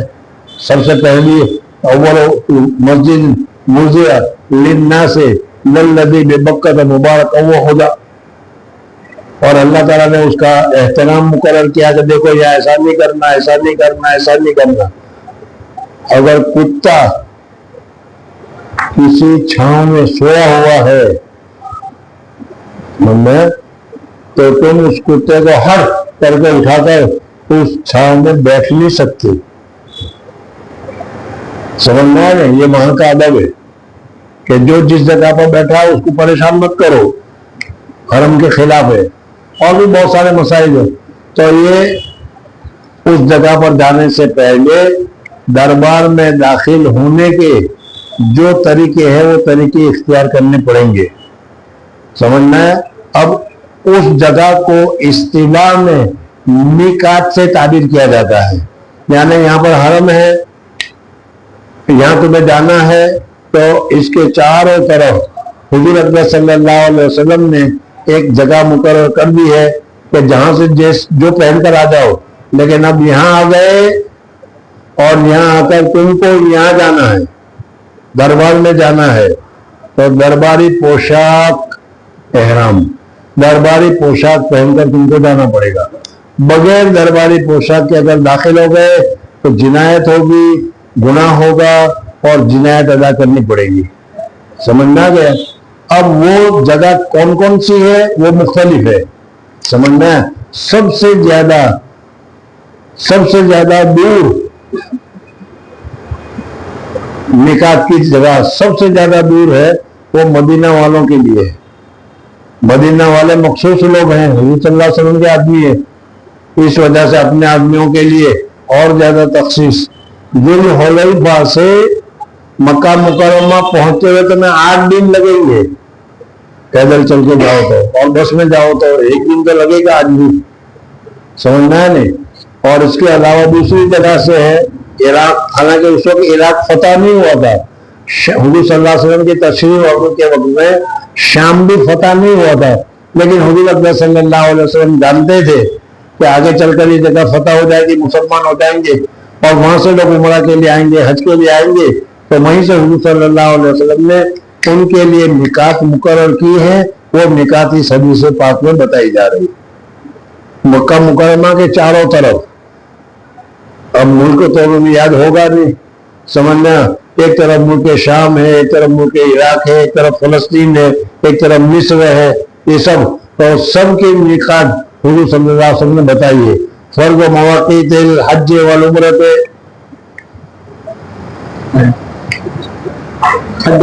حدثنا مالك بن اسماعيل قال حدثنا زهير قال حدثني زيد بن جبير انه اتى عبد الله بن عمر في منزله وله فسطاط. حضرت عبداللہ بن عمر رضی اللہ تعالیٰ عنہ ایک مرتبہ حضور اکرم صلی اللہ علیہ وسلم کے ساتھ جا رہے تھے اور اس وقت میں فسطاط خیمے کو کہا جاتا ہے سفر میں ٹیمپر والی گھر. اس لیے کہ اس زمانے میں تو ہوٹل وغیرہ نہیں تھی تو ایک خیمہ تھا, وہ خیمہ بنایا تھا, تو اس خیمے میں حضرت عبداللہ بن عمر رضی اللہ تعالیٰ عنہ نے قیام فرمایا تھا. فسألته من أين يجوز أن أعتمر قال فرضها رسول الله صلى الله عليه وسلم لأهل نجد من قرن. اہل نجد کے لیے, ریاض جس کو آج کل کہتے ہو, وہ نجد والا علاقہ ہے. اگر نجد سے کوئی آدمی عمرہ کے لیے آتا ہے, اہل نجد کے لیے قرن, ولأهل المدينة اور اہل مدینہ کے لیے ذو الحلیفہ. میں نے بتایا تھا کہ سب سے زیادہ دور احرام باندھنے کی جو جگہ ہے وہ ذو الحلیفہ ہے. جی. ولأهل الشام الجحفة. جوفا, اہل شام کے لیے جوفا ہے, کہ شام سے آ رہے ہو تو جوفا کے پاس. جی. باب قول الله تعالى وتزودوا فإن خير الزاد التقوى. حدثنا يحيى بن بشر. یعنی حج کے لیے جاؤ تو زاد اور راحلہ, کھانے پینے کی چیزیں اپنے ساتھ رکھا کرو. بعض آدمی ایسے ہوتے ہیں کہ وہ کہتے ہیں کھانے پینے کی چیزیں, ہمیں کھانے پینے کی چیز کی ضرورت نہیں, ہم تو متوکل ہے, توکل والے لوگ ہیں. ہم توکل والے لوگ کھانا پینا ساتھ لے کر نہیں چلتے. حضرت اقدس ثانی رحمۃ اللہ علیہ فرماتے ہیں یہ متوکل نہیں ہے, یہ متعقل ہے. کھاؤ لوگ ہے, کھاؤ. سمجھ میں آئے نہیں؟ توکل والے لوگ نہیں. توکل والے تو یہ ہوتا ہے کہ ملے تو کھا لیا, نہ ملے تو کچھ نہیں. اور ان کو نہیں ملے گا, ارے بھائی تیرے پاس کچھ ہے, تیرے پاس کچھ ہے, ہوٹل کہاں ہے, سارے فکر میں لگ جائیں گے. یہ تو متوکل دور ہے, متعقل ہے, کھاؤ لوگ ہے. بہرحال صحابہ کرام رضوان اللہ تعالیٰ کے زمانے میں بعض لوگ حج کے سفر کے لیے نکل جاتے تھے اور کھانا وانا کچھ سامنے نہیں رکھتے تھے. توکل ہے, اللہ کھلائے گا, اور جب اللہ بھوکا رکھتا ہے تو پتہ چلتا ہے کہ اب کیا ہوگا. سمجھنا, اس لیے شریعت نے بتایا کہ کھانا اپنے ساتھ رکھو. متوکل. قال حدثنا شبابة عن برقاء عن عمرو بن دينار عن إكرمة عن ابن عباس رضي الله عنهما قال كان أهل اليمن يحجون ولا يتزودون ويقولون نحن المتوكلون فإذا قدموا مكة سألوا الناس فأنزل الله عز وجل وتزودوا فإن خير الزاد التقوى. رواه ابن عيينة عن عمرو بن عن إكرمة مرسلا. باب محل أهل مكة للحج. مکہ والے اگر حج کا احرام باندھے, مکہ والے, مکہ میں رہنے والے, اب جو مکہ میں رہتے ہیں وہ تو ہے ہی ہے, لیکن ہم بھی اگر جا کر 15 دن پہلے مکہ میں رہ گئے تو مکہ کے باسی ہو گئے کہ نہیں, مکہ والے ہو گئے کہ نہیں. تو اب اگر ہم عمرہ کا احرام باندھے کہ تو ہمیں عمرہ کا احرام کہاں سے باندھنا پڑے گا, اور حج کا احرام باندھے تو حج کا احرام کہاں سے باندھنا پڑے گا. اس لیے کہ پھر ذو الحلیفہ جاؤ, حج جوفا جاؤ, یہ بڑا مشکل کام ہے. سمجھنا ہے. تو حج ہوتا ہے حرم سے باہر. حج کہاں ہوتا ہے؟ حرم سے باہر ہوتا ہے. عرفہ میدان حرم کے باہر ہے, مزدلفہ حرم کے باہر ہے, مینا جو ہے وہ حرم کے باہر ہے. اس لیے حج کا احرام باندھا جائے گا حرم سے. سمجھنا گیا. اس وجہ سے مسجد حرام سے احرام باندھنا زیادہ ثواب, اور مسجد حرام میں بھی حتیم میں احرام باندھنا زیادہ ثواب کعبہ شریف میں. اور کعبہ شریف کے بھی درمیان میں جو جگہ چھوٹی ہوئی ہے اس میں احرام باندھنا بہت زیادہ ثواب, اس لیے کہ ہمیں حج تک باہر کرنا ہے. اور عمرہ کیا جاتا ہے حرم میں, اس لیے عمرہ کا احرام حرم سے باہر باندھا جائے گا. جیسے حضرت عائشہ صدیقہ رضی اللہ تعالیٰ عنہ کو حضور اکرم صلی اللہ علیہ وسلم نے تنعیم بھیجا تھا تاکہ اب وہ حرم میں کرے. اب کیا ہے, محل اہل مکہ تھا. حدثنا موسى بن اسماعيل قال حدثنا قال حدثنا ابن طاووس عن ابي عن ابن عباس رضي الله عنهما قال ان النبي صلى الله عليه وسلم وقت لاهل المدينه والحليفه ولاهل الشام والجحفه ولاهل نجد قرن المنازل ولاهل اليمن يلملم. یمن والوں کے لیے یلملم ہے. سمجھنا جب ہندوستان پاکستان سے جو کچھ اسٹیمر میں جایا کرتے ہیں, سمجھنا ہے, وہ سمندر میں سے ان کی کشتی گزرتی ہے تو یلملم کے محاذات میں گزرتی ہے. سمجھنا کیا, مثلا سمجھانے کے لیے بتاؤں کہ وہ تمہاری کشتی یا تمہاری بس گزر رہی ہے ادھر سے, سمجھنا ہے, اور اوپر سے گزر رہی ہے. اب تم جامعہ میں تو نہیں آ رہے لیکن جامعہ کے برابر سے گزر رہے ہو, اس وجہ سے تم کو وہی سے احرام باندھنا پڑے گا. اس وجہ سے پہلے, اب تو اسٹیمر ختم ہو گئی, اب تو سب جگہ ایئر ہو گئے, تو यलमलम के करीब पहुंचते थे तो वो नाविक चलाने वाला जो होता था उसको पता चलता था तो पहले से ऐलान करता था कि आधे घंटे में हम यलमलम के पास पहुंच रहे हैं, ज्यादा घुसल करके तैयार हो जाओ। और जब यलमलम के पास वो कश्ती पहुंच जाती थी, स्टीमर पहुंच जाती थी, कहा जब से नियत कर लो, समझना है। तो हम लोगों के लिए वहां से नियत करनी होती थी और फिर उसके बाद मक्का मुकर्रमा पहुंचते थे। जी, मौजूदा जमाने में भी हवाई जहाज से तुम गुजरते हो तो हवाई जहाज वाला ऐलान करता है, समझना है नहीं, कि फलाने जगह पर फलाना ये आ रहा है, निकात आ रहा है, ज्यादा तैयार हो जाओ। और फिर उसके बाद कहता है वो हम निकात पर पहुंच गए, नियत कर लो। अरबी सऊदी जो एयर है उसमें तो आमतन ऐसा होता है, लेकिन दूसरे एयरों में भी क्या है वो मक्का मुकर्रमा की जिहत वगैरह सारी चीजें बताते हैं। जी, ولمن أتى عليهن من غيرهن ممن أراد الحج والعمرة ومن كان دون ذلك فيمن حيث أنشأ حتى أهل مكة من مكة باب ميقات أهل المدينة ولا يحل قبل الحليفة. मक्का मदीना वालों की मिकात जो है वो जुल्हुलैफा है। अब पहली मर्तबा जब गए थे तो दिल में ख्याल आया कि ihram बांधना है तो मस्जिद नबवी से क्यों न बांधे। जुल्हुलैफा और मस्जिद नबवी के दरमियान तो 6-7 मील का फासला है, तो मस्जिद नबवी से ihram बांधना चाहिए। लेकिन हुजूर सल्लल्लाहु अलैहि वसल्लम ने मस्जिद नबवी से ihram नहीं बांधा, हुजूर अकबर सल्लल्लाहु अलैहि वसल्लम ने जुल्हुलैफा से ihram बांधा।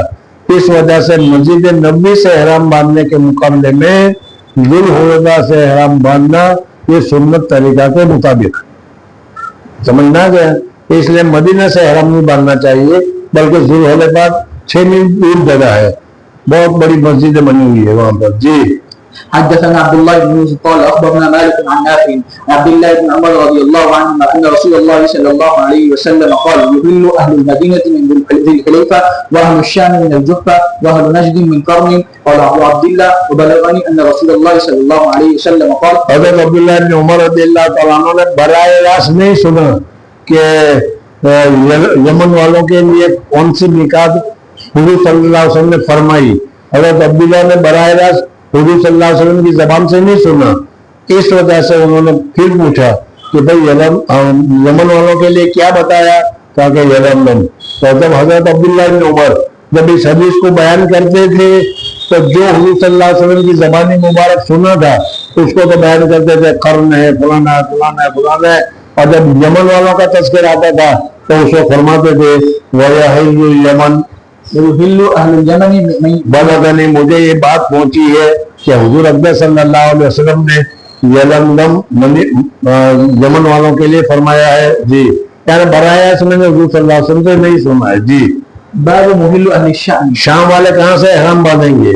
حدثنا مسدد قال حدثنا حماد عن عمرو بن دينار عن طاووس عن ابن عباس رضي الله عنهما قال وقد رسول الله صلى الله عليه وسلم لاهل المدينه الحليفه ولاهل الشام الجحفه. جوفا ایک جگہ کا نام ہے، وہاں سے شام سے لوگ آئیں گے، وہ جوفا سے ان کا احرام باندھنا پڑے گا۔ ولاهل نجد قرن المنازل ولاهل اليمن يلملم فهن لهن ولمن اتى عليهن. یعنی جو وہاں سے آئے ان کے لیے بھی وہی حکم ہے، جو وہاں رہتے ہیں ان کے لیے بھی یہ حکم ہے۔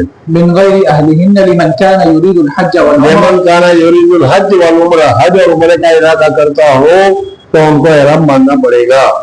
فمن کان دونہن فمحلہ من اہلہ. اور اگر اس نکات جو بیان کی گئی باہر سے آئیں گے نکات پر تو احرام وہاں سے باندھنا پڑے گا، لیکن جو لوگ نکات کے اندر ہی رہتے ہیں،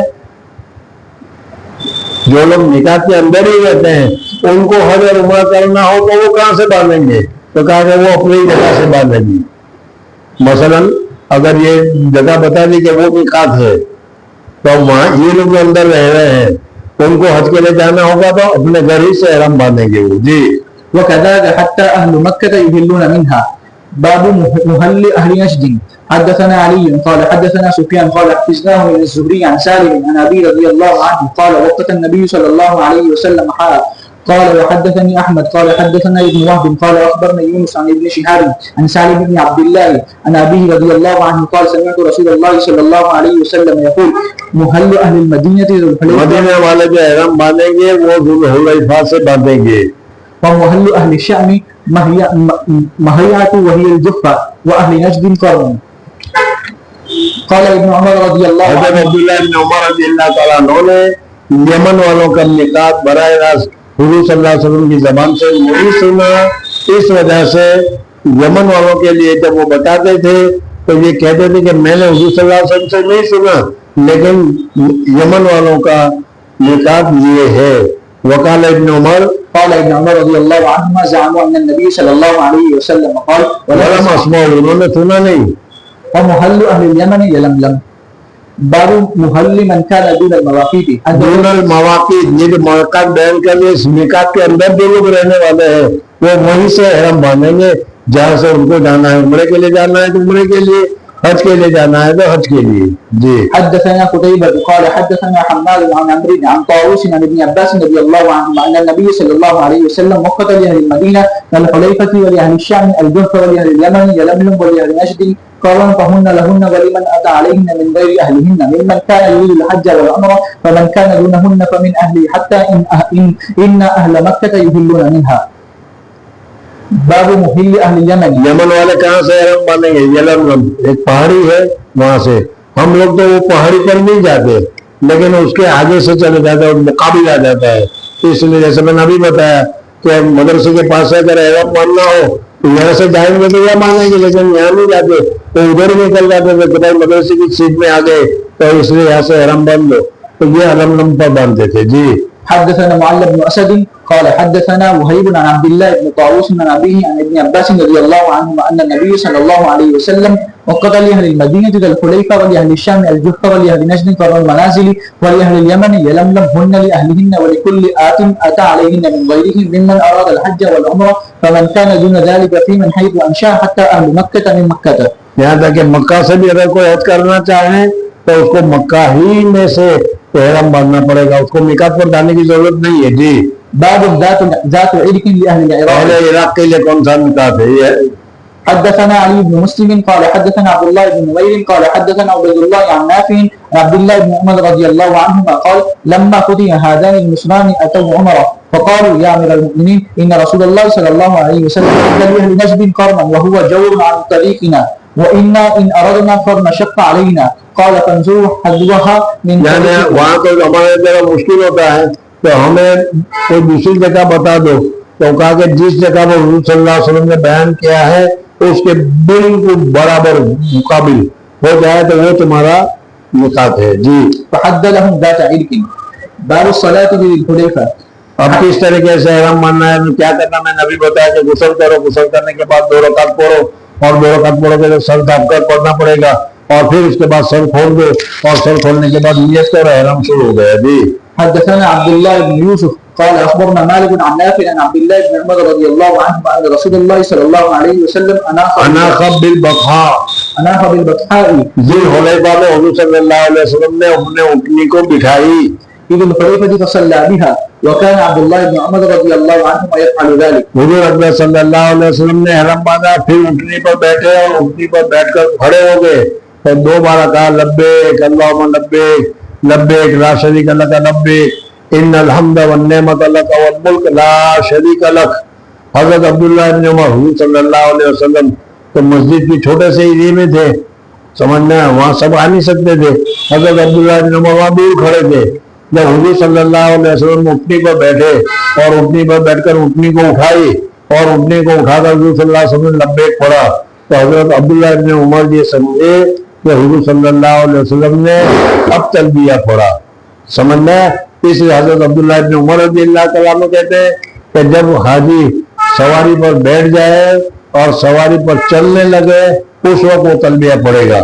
ہم کہتے ہیں کہ حضور صلی اللہ علیہ وسلم نے تو جان 2 رکعت نماز پڑھی تھی وہی تلبیہ پڑھ لیا تھا، لیکن وہاں چند آدمی تھے اس میں سب کو معلوم نہیں ہوا، لیکن سنت تو وہی ہے. اس وجہ سے جس جگہ پر تم نماز پڑھ رہے ہو اسی جگہ پر تلبیہ پڑھا جائے گا. اور جہاں تلبیہ پڑھ لیا اس میں ایک بات یہ بھی یاد رکھ لو کہ اگر کسی دوسرے کی طرف سے تم حج کر رہے ہو, کسی دوسرے کی طرف سے تم عمرہ کر رہے ہو, تو پہلی مرتبہ ایک تلبیہ جو پڑھا جائے گا, لبیک اللہم لبیک من شیخ الحدیث محمد زکریہ لبیک اللہم لبیک لا شریک لبیک, بس کافی ہے. یعنی اب یہ ہمارا عمرہ شیخ کی طرف سے ہو گیا, اس نے اس کا ایک نام لے لیا, اپنا باپ دادا جس کی طرف سے کر رہے ہو پہلی مرتبہ لبیک کرو, اس کا نام لے لو کہ میں ان کی طرف سے یہ لبیک پڑھ رہا ہوں. جی. باب خروج النبي صلى الله عليه وسلم على طريق الشجرة. حدثنا إبراهيم بن منذر قال حدثنا أنس بن عياش عن عبيد الله عن نافع عن عبد الله بن عمر رضي الله عنهما أن رسول الله صلى الله عليه وسلم كان يخرج من طريق الشجرة ويدخل من طريق المعطسة, وأن رسول الله صلى الله عليه وسلم كان إذا خرج إلى مكة يصلي في مسجد الشجرة, وإذا رجع صلى بذي الحليفة ببطن الوادي وبات حتى يصبح. باب قول النبي صلى الله عليه وسلم العقیق وادی. حضور صلی اللہ علیہ وسلم نے ذی الحلیفہ میں احرام باندھا, حج کا احرام باندھ دیا چلو, اور پھر اس کے بعد حضور اقدس صلی اللہ علیہ وسلم آگے چلے. سمجھے؟ حضور صلی اللہ, یہ ابھی مستقلاً بحث آئے گی کہ حضور اقدس صلی اللہ علیہ وسلم حجۃ الوداع کا موقع ہے, ایک ہی حج کیا ہے, لیکن حضور صلی اللہ علیہ وسلم نے کون سا احرام باندھا؟ حج مفرد, عمرہ, تمتع, قران, سب کے اقوال پائے جاتے ہیں.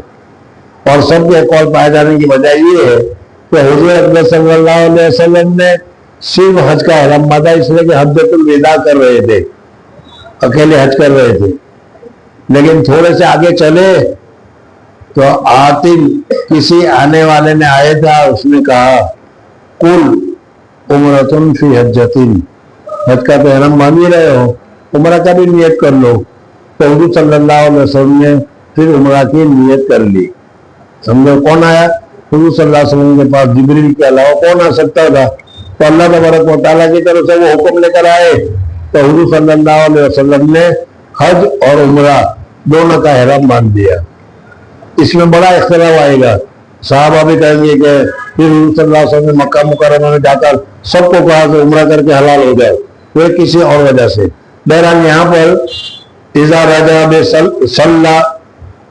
حدثنا حميدي قال حدثنا وليد بن بن بكر التنيسي قال حدثنا الاوزاعي قال حدثنا يحيى حدثني عكرمة انه سمع ابن عباس رضي الله عنهما يقول انه سمع عمر. حضرت تمہارے فاروق رضی اللہ عنہ فرماتے تھے, سمعت النبي صلی اللہ علیہ وسلم, میں نے وادی عقیق, ایک جگہ ہے عقیق نامی وادی, وہاں پر حضرت عمر فرماتے ہیں کہ میں نے سنا, سمعت النبی صلی اللہ علیہ وسلم بوادی العقیق یقول آتانی اللیلۃ, آتی رات کو وقت میرے پاس ایک آدمی آیا, یعنی جبریل,